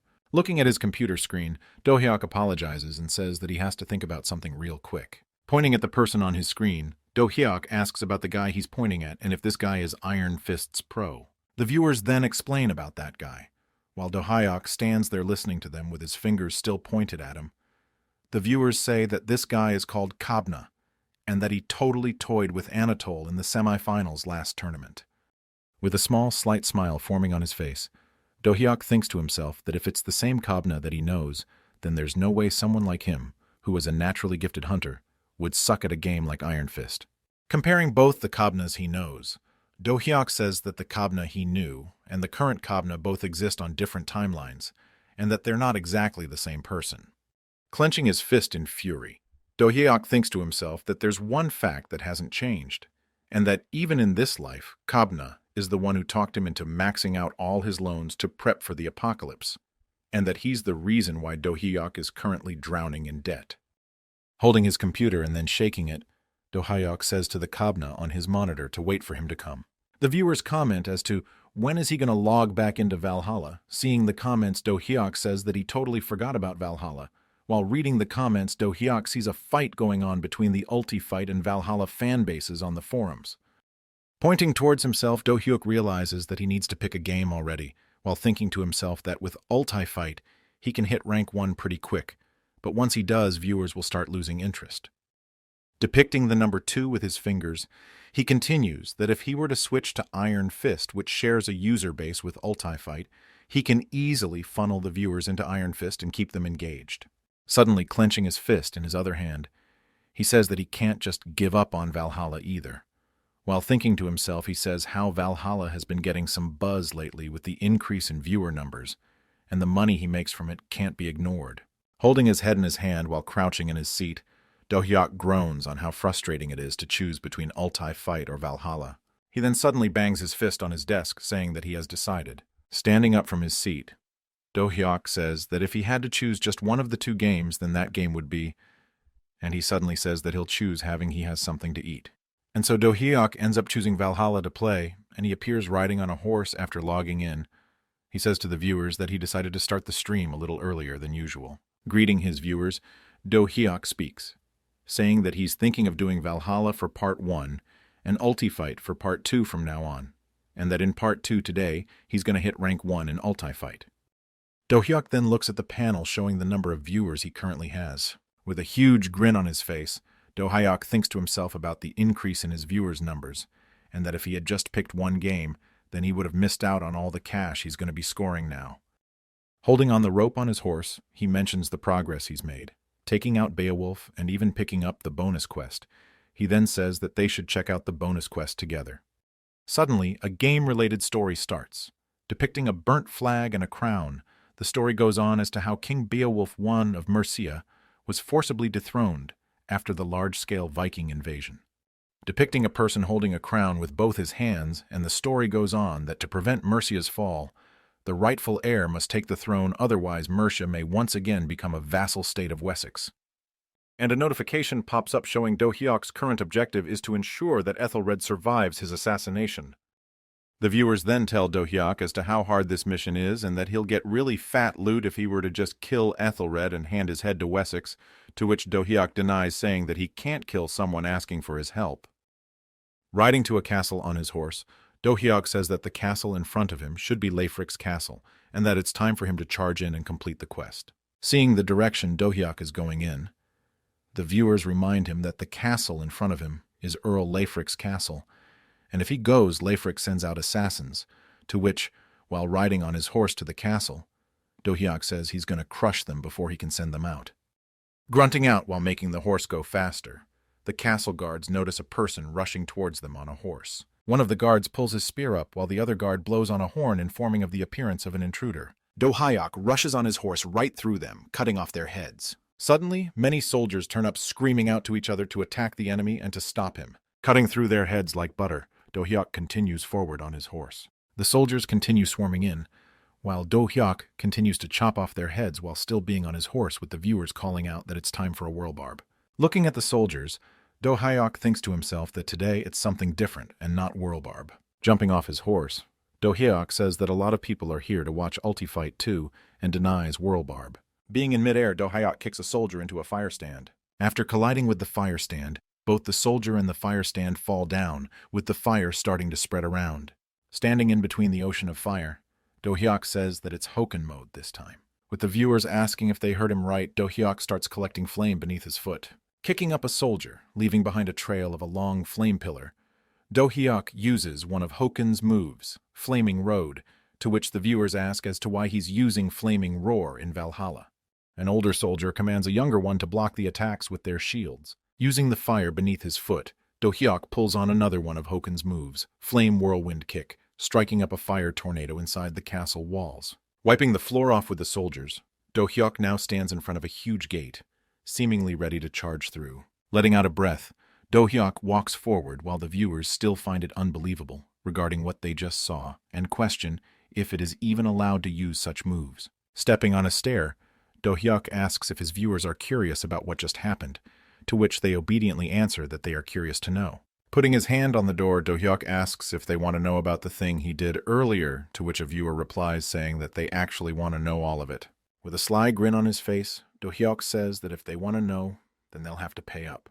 With the viewers trolling how much Do Hyuk loves money, Do Hyuk imagines himself being showered with gold coins, exclaiming how sweet it is. Putting up both his hands on the gate, he says that what he did earlier was use the base techniques of Ultifight's Flaming Roar and Flame Whirlwind Kick. Looking up as the gate opens up, Do Hyuk continues as to how he knocked over the fire stands to create flame, and then mimicked Flaming Roar's effect with that fire. Suddenly, a swarm of strong-looking soldiers gather up in front of Do Hyuk, while he continues to say as to how he used every bit of martial arts he had to beat them down while being inside the flames. Soldiers charge towards Do Hyuk with the intention of stopping him from reaching the Earl. Do Hyuk, getting into his fighting stance, says about the thing that's going to come next, while he stands there as the floor beneath him starts forming cracks due to heavy force acting on them. Crushing the ground with his foot, Do Hyuk dashes. Running into the swarm of soldiers, Do Hyuk breaks through them with ease. Kicking off the door, Do Hyuk dashes forward. A middle-aged man stands in front of Do Hyuk with a sword in his hand, cursing at him to stand down, and how did he even dare to set foot in this place? Holding up one axe, Do Hyuk says that he's going to finish this one with Wolfgang's gun, which makes the viewers question as to how there can be guns in the 8th century. Looking up, Do Hyuk says that it exists in his heart in the form of an axe. Throwing off his axe, aiming at the person standing in front of him, Do Hyuk announces that the source of assassination is eliminated. Do Hyuk then jumps off the castle through the window closest to him. This moment is currently being seen by Anatole, as he's watching his stream. With a slightly worried look on his face while looking at the video, he says that Do Hyuk really is a monster. Standing on a concrete platform, Anatole talks to himself that he thought he was catching up after seeing Do Hyuk's Burning Crescent combo and Whirlwind Kick that he showed in Ultifight. With a worried look on his face, Anatole regrets posting that announcement that he'll stop Do Hyuk on his run to be rank 1 in Ultifight, now that he's seen how Do Hyuk is even pulling off Ultifight level moves in Valhalla. With worry visible on his face, he starts to stiffen after seeing how hopefully the viewers reacted to Anatol's announcement. Falling to the ground on his knees, Anatol says while gritting his teeth that he can't even back out now after seeing them so excited. Sniffing being on his knees in worry, Anatol realizes that he's really screwed now. After his session in Valhalla, Do-hyuk has now logged into Ultifight to fulfill his promise. The viewers keep cheering him on. Looking up at the comments, Do-hyuk thinks to himself as to how much Ultifight is bustling now. Do-hyuk then asks the computer about how far he is from rank 1. Hearing the command, the computer checks through the rankings. The computer then shows the ranking. Do-hyuk is currently in the 5th rank while Anatol is ranked 1. Excitedly, Do-hyuk says that there's no way he's letting it slide after seeing that Anatol holds the title of the Ultimate at the top of the leaderboard. Pointing ahead with his finger, Do-hyuk commands the computer to start a match. And so Do-hyuk's first match is the sword-wielding girl, Harang. On seeing her, the viewers comment surprised how she hasn't quit yet. Holding up her fist, she mentions how she's been grinding for this rematch with him, calling him with crazy names. Creeped out by her enthusiasm, Do-hyuk thinks to himself as to how she's starting to scare him a little. Holding her sword above her shoulder, she confidently mentions how she's fully analyzed Do-hyuk's Hoken after all the effort she put into it. Do-hyuk confidently replies as to how he's been preparing a little something based on her character, and if she'd mind him switching things up a bit and using that instead. And suddenly a purple beam of light falls over Do-hyuk, as he chooses to change into the character he thought of using against the sword-wielding girl, while the viewers keep making guesses as to which character he's going to choose. With worry showing on her face, she takes a step back in surprise, calling it crazy, seeing the character that Do-hyuk chose to use against her instead of Hoken. The character that Do-hyuk chose was Caesar, the male version of the character that the sword-wielding girl uses. Annoyed by him picking a sword against her, she confidently says while gritting her teeth that she's going to show him how tricky a sword can be. She then uses one of her moves called Sword Blossom, forming up a large number of swords around her in her circle.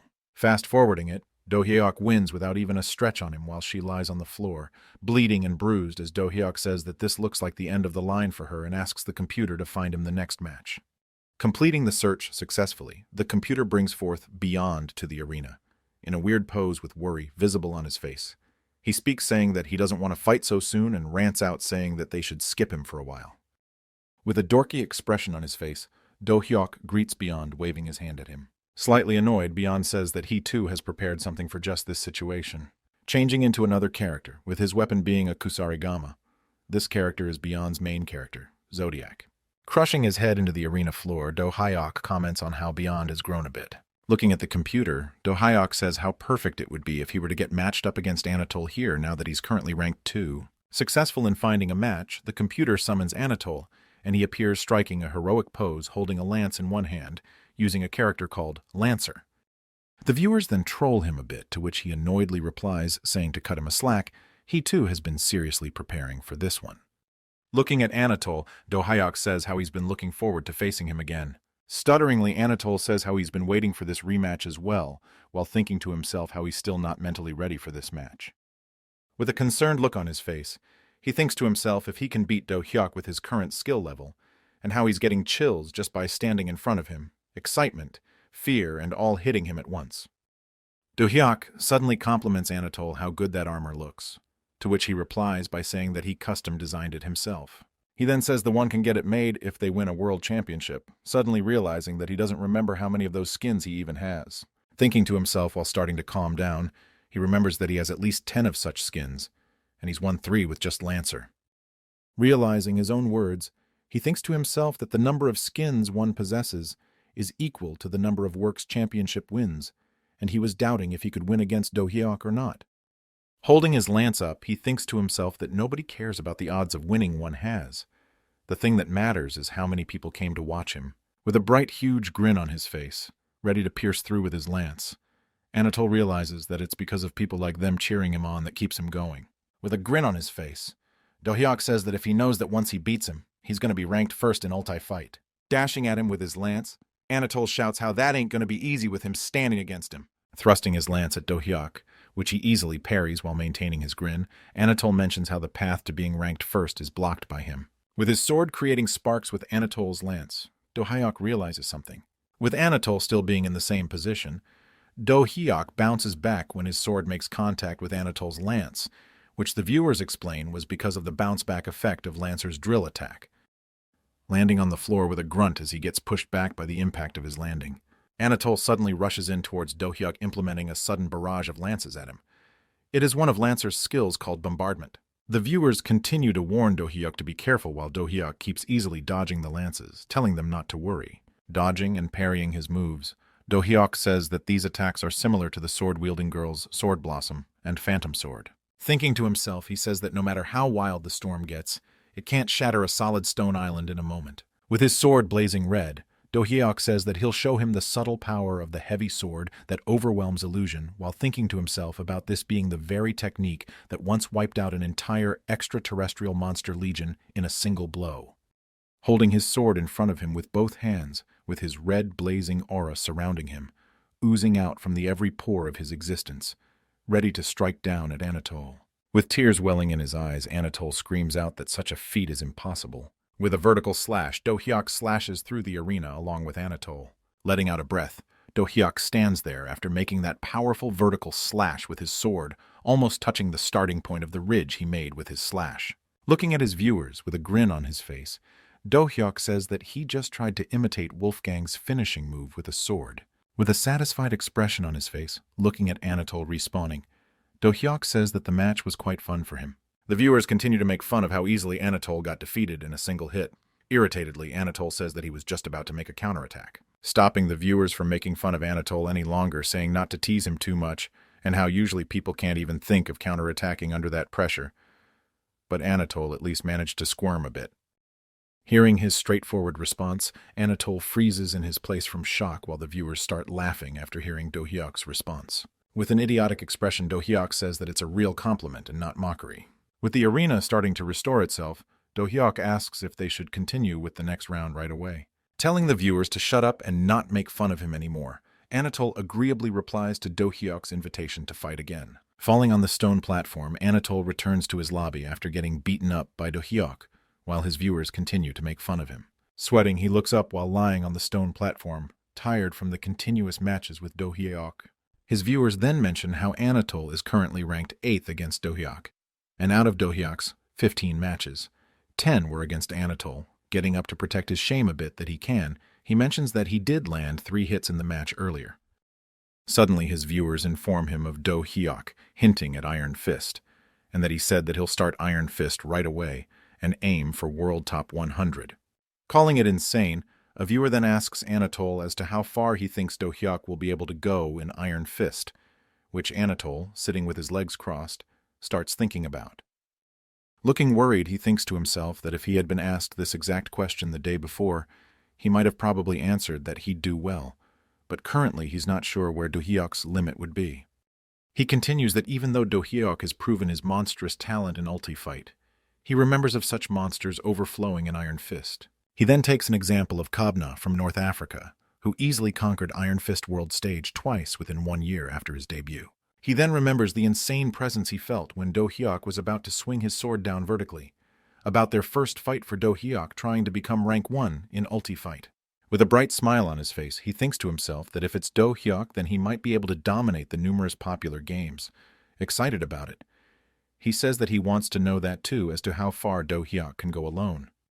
Do-hyuk then arrives in his lobby while striking a heroic pose. A viewer then asks him if he's going to do Valhalla today, to which he says that he might do it today as part 2 depending on the situation, or he might even take a break altogether. Putting his finger pointing up, he announces that now that he has claimed rank 1 in ulti fight, now he's going to give Iron Fist a try. Pointing his finger at the computer, he says that he's going to first start with setting up the Iron Fist nickname, and decides that he's going to use his usual nickname, that is, is that all you got? The computer then informs Do-hyuk that there are about 1,700 plus more users with this nickname. Hearing that, Do-hyuk appears shocked. Seeing that there's no other choice, Do-hyuk tells the computer to proceed with this nickname, and so Do-hyuk finally entered Iron Fist. Do-hyuk has chosen the character Kujo as his first character to play, announcing to his viewers that he has arrived. An interface then pops up telling him to select the game mode he wants to play in. The interface shows 3 game modes, them being story, online, and offline. With a slight bit of surprise showing on his face on seeing a story mode in Iron Fist, comparing it with how Ulti Fight didn't have one such. Then the viewers ask him if he's going to do the story mode, and if he does, then they might finally get to see that route for the first time in Korea. Hearing that, Do Hyuk suddenly asks about that route. The viewers then say that it's a hidden route in story mode and that it's so difficult that even Anatole and Beyond couldn't beat it. On hearing the explanation, Do Hyuk says that he's going to keep the story mode on hold for now and choose the online game mode like the Ulti-Fight ranked matches. The computer pops up saying that the search for the first opponent has begun. Standing there, a beam of light suddenly falls in front of Do Hyuk, indicating that his first opponent is about to appear. Seeing all the excited comments of the viewers, a guy sitting on his chair asks as to why they're all acting like this. This person is Akuma, a member of the VSS team and a current pro gamer in Iron Fist. He says that even top-tier Ulti-Fight players struggle in Iron Fist, but they're making all this fuss over just a few wins. Beyond suddenly comes up from behind.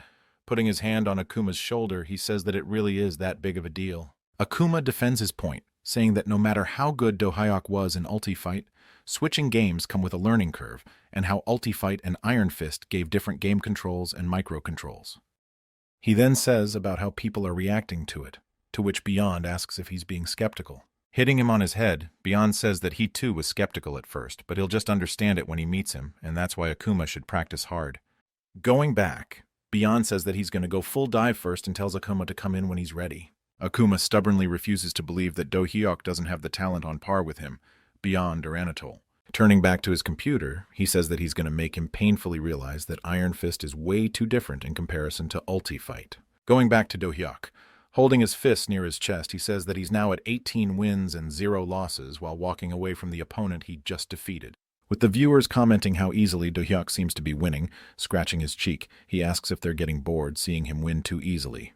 To his doubt, they reply saying that they're having a blast and that the gameplay is amazing. Talking to himself, Do Hyuk says of hoping to get matched with a proper skilled player this time. Suddenly, the computer informs Do Hyuk that the matchmaking is complete and the player is getting summoned. Suddenly, a player appears. He's using the character Devil King, and this player's name is Amuka, and he has 21 wins and 0 losses. That is, a 100% win rate. The viewers then say if that player's level is close to Celestial. Do Hyuk asks if Celestial is the rank just below the top rank Annihilator in Iron Fist, to which the viewers reply saying that it's possible that this player might even be an Annihilator-ranked player. The player then walks towards Do Hyuk, while the viewers say that they've never heard of the nickname Amuka before, and that it might be an alternate account of a high-ranking player. Looking at Do Hyuk, he thinks to himself that they're right that this is an alternate account of a high-ranking player. This Amuka is actually Akuma. He thinks that if he were to beat God, with his alternate account, then he might earn the title of beating God, that even Beyond couldn't beat. Getting into a fighting stance, he asks Do Hyuk to come at him, while suddenly a viewer says that if one has started Iron Fist, then they gotta learn the Thunder God style. Hearing that Do Hyuk asks about the Thunder God style, his viewers say that the Thunder God style is a must for Iron Fist players, and though it's a bit tricky, it has a wide range of applications. A viewer then asks him if he's ready to fight against the Devil King, to which Do Hyuk agrees. Pointing at Akuma, Do Hyuk says that to absorb Amuka's techniques, he's going to use the character Devil King as well and learn the Thunder God style while he's at it. Trembling in fury, Akuma asks if he's trying to mock him. With a rather cheerful, mocking face, Do Hyuk denies that he's not trying to mock him, calling him his educational mate and that there's still so much for him to absorb from him. And so the fight begins. Akuma suddenly dashes towards Do Hyuk with full speed, while charging an attack in right hand while cursing at him, continuing to make fun of him. Do Hyuk playfully runs away from him, maintaining a distance between them. Stopping in between his playful jog, Do Hyuk suddenly turns towards Akuma with a punch coming his face. With rapid movement, Akuma dodges his punch and appears right behind him, ready to punch. Realizing that he has dodged, Do Hyuk turns to his back to hit him with his fist, which Akuma easily dodges again, appearing behind Do Hyuk once again, ready to punch. Screaming out, "Break him," he strikes at Do Hyuk with his Thunderstrike fist, with lightning flowing out of his fists and passing through Do Hyuk's body, throwing his back. With the force generated by the Thunderstrike fist, Do Hyuk ends up colliding with a wall, crushing it in with the force he came flying at it. Standing up from him, Do Hyuk mentions how he made a mistake not being used to the controls yet. Pushing back at the wall with his feet, he leaps forward towards Akuma, striking a lunge at Akuma, which he dodges, making him but the ground. Skidding back from that dodge, he says that if Do Hyuk is one of those muscle heads types who solely rely on pure power, While pulling his hand back, he says that the warm-up is now over. Forming numerous after-images of himself at high speed, he surrounds Do-hyuk from all sides. Copying his every move, Do-hyuk does the same technique, catching every after-image of Akuma with his own. Using a thunder strike at point-blank distance, Do-hyuk sends all of the Akumas flying in all directions. With all his clones breaking apart, only Akuma's real body remains, and Do-hyuk notices that. Slamming his foot on the ground, Do-hyuk mentions that in honor of joining Iron Fist, he's going to try out a new move of his. Seeing his movement, the viewers ask he's trying to the Iron Mountain Slam, using the Thunder God style.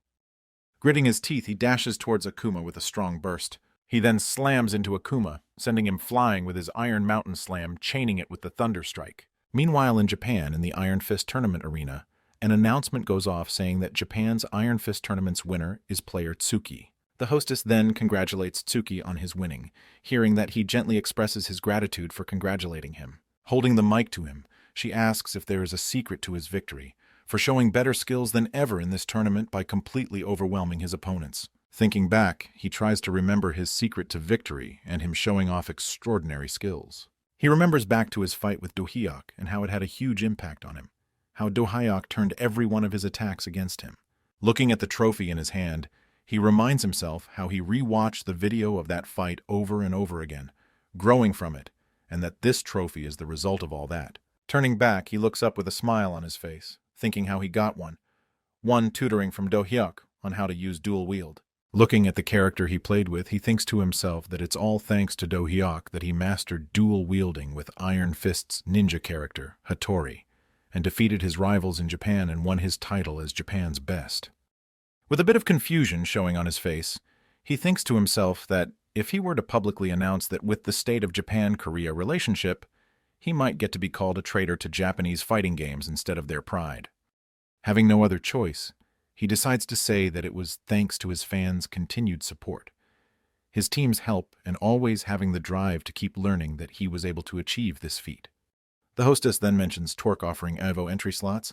It's like they've created a special division just for streamers. Pointing out, she says that the rising prodigy, Shinjiro, is entering through that and asks him if he's heard anything about that. Shocked on hearing that, he asks if they're really letting streamers into EVO just for Shinjiro's debut. With a sudden shock, he lets go of his trophy, and it falls to the floor, while thinking to himself that it means that Do-hyuk might show up there too. He then curses at them for thinking of doing something like that.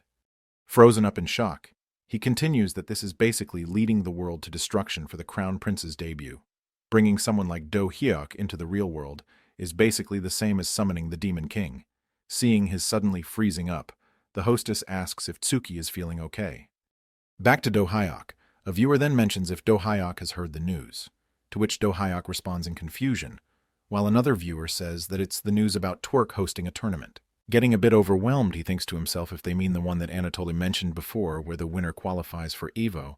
He then remembers him telling him to keep it under wraps for a while. Weirdly laughing, he asks if it's true about Twerk hosting the Iron Fist tournament. A viewer then suddenly accuses him of already knowing about it, which Do-hyuk awkwardly denies, saying that he seriously didn't know anything about this.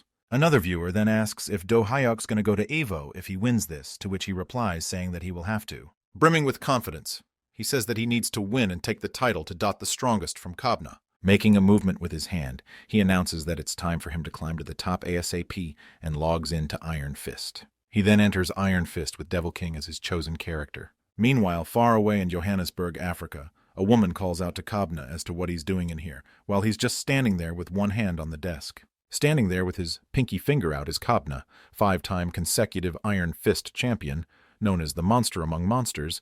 He says that his ears suddenly started itching. The woman then says that it might be because someone might be talking about him, to which he responds confusedly. She then explains that it's an old Korean superstition that if one's ear suddenly itches, it means that someone is talking about them. Looking at her, he says that he doesn't believe in that sort of nonsensical crap anymore. Pointing at him, she reminds him how he used to believe whenever his grandma said that he'd save the world someday. She then continues that he has changed after her death. Looking away, he thinks to himself that his grandmother was an honored shaman and a revered tribe seer. She was an albino, as were his parents. He then remembers of the white tragedy that struck his family, with the hunters taking his parents from him and him just barely escaping with his grandmother. Looking at that lady, he remembers that it was her Bantu tribe that gave them refuge. Seeing him look at her, She asks him as to why he's staring at her. This woman's name is Bianca. Remembering to the time he received the prophecy from his grandmother, that he will be the witness the end times, and that every trial their family has endured as a test from fate would turn him into the hero who saves the world, while Kabna stays on the ground on his knees, listening to her speak. He then remembers of the time when he trained his body to perfection, thinking how he believed her completely, carrying his parents' death on his back while training endlessly. Once again remembering of the moment he knelt in front of his grandmother when she was about to give another prophecy, thinking to himself that his body is now ready to face any challenge he's thrown into. But to his surprise, his grandmother's prophecy says that previous prophecy she told him about is cancelled. Remembering her words, he thinks back of the time when she told him to be careful of the one who slices lightning. Back to the present, he thinks to himself how his grandmother kept saying weird stuff up to her last breath. Walking ahead, he thinks to himself while addressing his grandmother, saying that she doesn't know how much trouble all that nonsense of hers caused him, while Bianca follows behind him, asking as to what he's thinking so seriously about. Turning to Bianca, he brushes off her question and tells her to let the team know something for him. She then asks him as to what he wants her to tell the team. Putting his fist up, he says that to let the team know that when the upcoming tournament is over, he's going to be leaving the team. Bianca confusedly asks what he means by saying that. Thinking back, he clarified himself as to why he chose to play Iron Fist, it being because he heard that there are a lot of strong guys like him, but currently there is hardly anyone who can block his punches. Remembering back of the day when he fought with a lion and defeated it, he says that he wants to experience that day again, the feeling of fighting someone strong enough to make him shake. With a straightforward face, he says that everyone was lying when they said that Iron Fist has a lot of strong opponents, and that's the reason why he's planning to quit Iron Fist. Back to Do-hyuk, he stands there with thumbs up to the guy lying on the floor in front of him whom he just defeated. A viewer then mentions how Do-hyuk might reach the God Throne in just his second day of playing Iron Fist. Hearing that Do-hyuk asks about the God Throne, to which another viewer says that God Throne is the highest rank one can achieve in the AFI world. Saying as to how it wouldn't take him that long, he then asks the computer to search another opponent for him to fight against. Soon after, a new opponent enters the arena. This opponent is using the character Masamune, and this player's username is Kenshin. The player standing in front of Do-hyuk thinks to himself, introducing himself, saying that his name is Shinjiro. He's called the Rising Star of Japan for fighting games who will surpass Tsuki. He then remembers of the warning Tsuki gave him, telling him to be careful and to not let his guard down against Do-hyuk. To prepare himself for his sudden encounter against Do-hyuk, he decided to watch his stream of his fight against Amuka, and after watching that, he realized that he has no choice but to take the warnings seriously after seeing how Do-hyuk beats everyone without a single bit of discrimination. Holding his sword up, he thinks to himself that's not what scares him, and that he needs to confirm it in this match before the tournament. Looking at Do-hyuk standing in front of him, he thinks to himself that he has to see that he's stronger than him and also test his skills. Holding his sword up in a fighting stance, he shouts out saying that a strong person is someone who will endure to the end and that he'll prove it. Dashing forward with his body covered in electricity, Do-hyuk agrees with him, saying that he wants him to survive for a very long time. And so the fight begins. Do-hyuk suddenly leaps towards Shinjiro with lightning surrounding his body and his tongue falling out of his mouth, saying that if they were to finish this too quickly, then might not be able to grab any donations. Do-hyuk attacks with a thrust of his hand which Shinjiro easily parries with his sword. Parrying his hand away, Shinjiro crouches and puts his hand in front of Do-hyuk's legs, ready to mess up his balance. Brushing his legs off the ground with his Mutadori crescent throw, Shinjiro messed up Do-hyuk's balance. Using another skill called Moonlight Slash, Shinjiro diagonally slashes through Do-hyuk, cutting him into two. To his surprise, Do-hyuk wasn't even a least bit injured because it was his afterimage, not him, who got cut, and Do-hyuk then suddenly appears right behind him. Turning behind to slash him, Do-hyuk slaps his hand and disarms him, saying that it was his afterimage that got cut, throwing him off balance by thrashing him on the ground with one hand while he's holding his sword in the other, ready to slash at him. Shinjiro suddenly pushes Do-hyuk's hands back, freeing himself of Do-hyuk. Leaping back, maintaining a distance between them, Shinjiro compliments Do-hyuk for being skilled enough in Mutadori to steal his sword, and then asks him as to where he learned it from. Thinking back to his previous life, he remembers Rinchiba, the sword saint of the 9 heroes, and how his sword technique is just a bland copy of the sword technique she used. Looking at Shinjiro standing in front of him, he thinks of how she never called herself the sword god, despite standing at the peak of swordsmanship and opted for the sword saint. but it's now this child in front of him who dares to use the nickname Sword God. With a serious look on his face, Do-hyuk looks at the guy standing in front of him, thinking that the horizontal slash, mutadori, and crescent throw seem very familiar to him, somewhat similar to the sword technique that the Sword Saint used. Asking in confusion, Shinjiro tells Do-hyuk to confess as to who taught him those techniques, because he claims to be able to see the essence of his family's swordsmanship in them. Holding the sword, ready to slash, Do-hyuk thinks to himself that there's something he first needs to check, and tells Shinjiro that if he wants to find out, then he should try to survive his incoming attack first. Realizing something about Do-hyuk's incoming attack through his attacking posture, in surprise, Shinjiro steps back a bit. Gritting his teeth, he prepares himself to try and block the attack with his sword's scabbard. To his surprise, Do-hyuk used the technique called Moonlight Crescent Slash, cutting through Shinjiro while also cutting through the buildings behind him in the arena. Losing consciousness after getting cut off from the middle of his existence, he thinks to himself just who this guy is, that he knows and uses his family crescent moon technique. Respawning into the arena with a worried look on his face, Shinjiro asks Do-hyuk of his real identity. Do-hyuk stands there with his arms crossed, thinking to himself that he was right since the guy recognized the crescent moon slash. With an idiotic expression, Do-hyuk asks him if he has any older sisters. With a pretty weirded out expression, he looks at him after he asks him if he has any older sister. With the viewers misunderstanding Do-hyuk, say that he may be telling him to bring an older sibling if he's not satisfied with the result of this match. To which Do-hyuk replies by denying it, that he didn't mean anything like that, while Shinjiro seemingly trembles in fury at Do-hyuk. A little later, in Japan, a woman standing in a dojo with a hand on her sword's hilt, ready to draw it and slash at the tatami rolls standing in front of her. She then crouches a bit, getting into a stance to slash. With golden strands of energy waves emerging from her sheathing her sword, she thinks to himself that the principle is to take a stance with a step to right, then trap the moonlight inside the sword, and as the moonlight seeps from the sword, slash with it to annihilate the world. She slashes through all the 4 tatami rolls standing erected in front of her in a single slash of her sword, grabbing her arm in pain as she falls to the floor on her knees, thinking about what happened to the tatami rolls after her slashing at them. Looking at the tatami rolls, she thinks to herself that she only managed to cut both the tatami rolls into 3 to 4 parts, and that the final cut is not even perfect. Looking at the sword in her hand, she thinks to herself as to how the first family head cut through rocks and entire forests down with a single slash, and asks herself if something like that is even possible. Suddenly, a person calling out to the woman as Big Sister runs along the corridor looking for her. He suddenly opens the door to the dojo where his big sister was practicing. This person is Shinjiro Chiba, a descendant of Shusaku Chiba, the one who's considered as the sword saint of the current era. Pointing her sword at her brother, she reminds him of her telling him to not bother her when she's training. This woman is Rin Chiba, the one whose swordsmanship surpasses the eldest of the Chiba family, Kazuma, who was considered to be the strongest.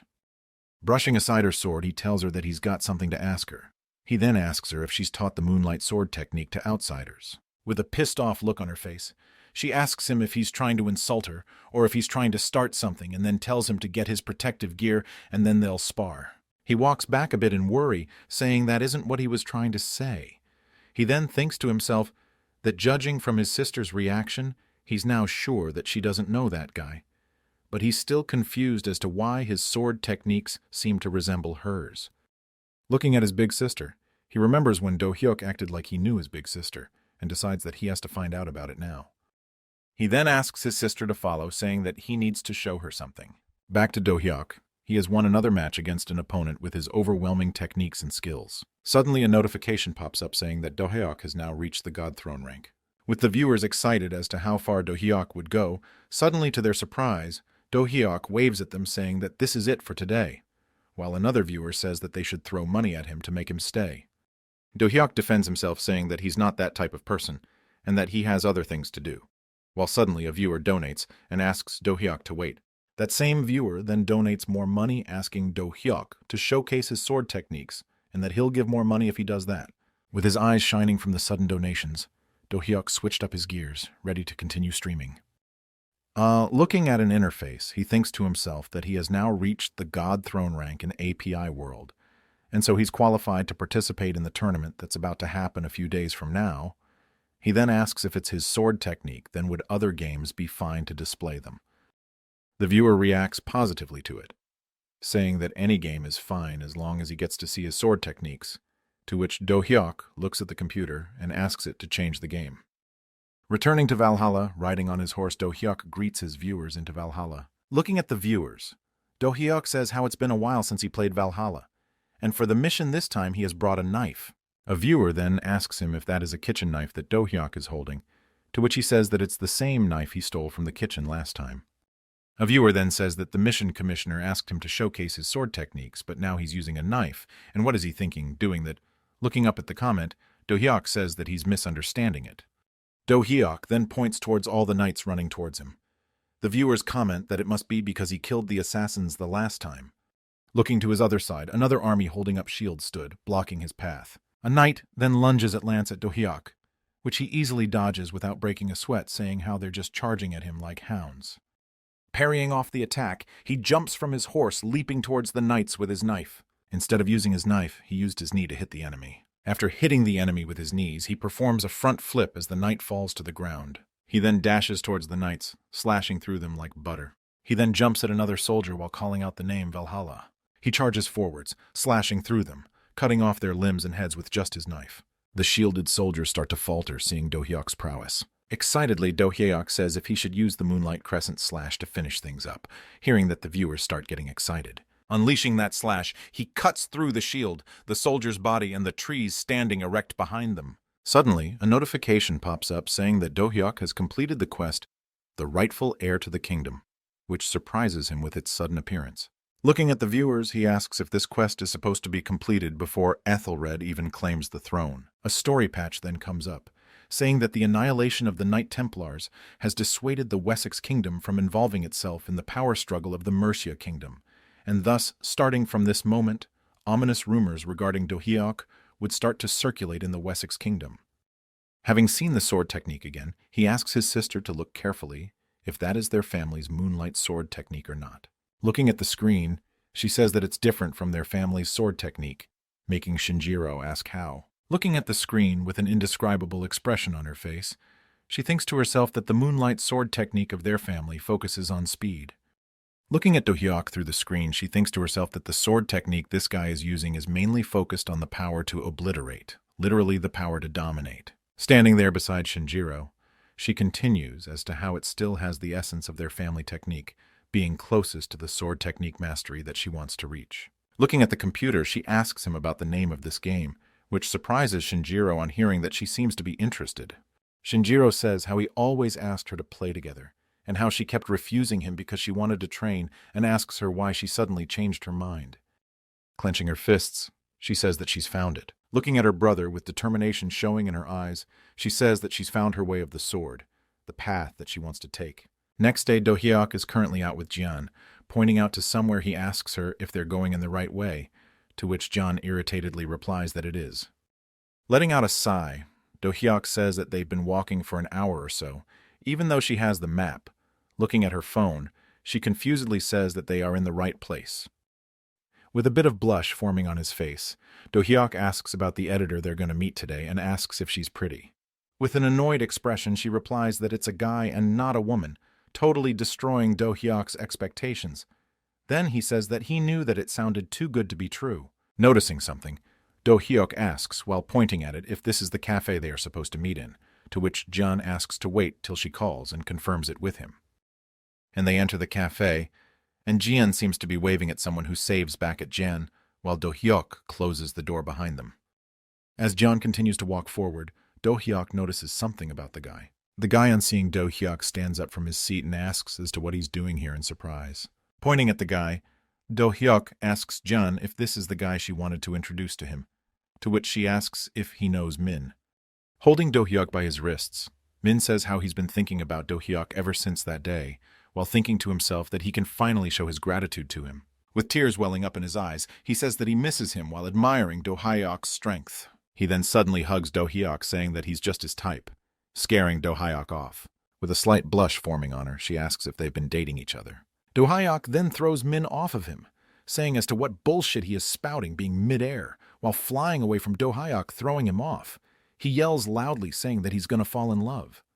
Later that night, Do-hyuk logs into Iron Fist, The viewers ask him as to how come he's earlier than usual today. He replies by saying that he has got an announcement to make. A viewer then asks him if he wants to play without any distractions today. Do-hyuk says that isn't it, and then mentions how everyone wants to see videos of his last matches. He continues, saying that he has decided to start his own YouTube channel and will be uploading all future videos there. The viewers then mention how they've seen a couple of his videos by now and praise him for choosing a good editor, which makes Do-hyuk think to himself that things seem to have ended well, though the entire situation was so awkward in the cafe. Do-hyuk then remembers of the time in the cafe, where Min kept pestering how much he likes him despite him being so rough with him, to which Do-hyuk respectfully denies him, saying that he doesn't like men, while Jian and others stand away making video of the scene unfolding in front of their eyes. Clenching his fists, he thinks to himself that he finally managed to resolve the misunderstanding and even hired him as an editor under probation, and that he'll be watching him.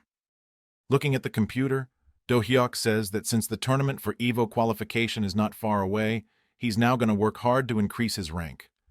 He then asks the computer to start matchmaking. At the same time, in the Japanese server of Iron Fist, Shinjiro flies back with his hands open after seemingly getting hit. Skidding back, he looks at Big Sister and asks as to what type of sword technique was that. While looking at her, he then asks her if she's sure that she's never played Iron Fist before. He then mentions how she keeps defending and counterattacking against his every move, asking himself as to how that is even possible, while she just stands there with her sword in front of Shinjiro.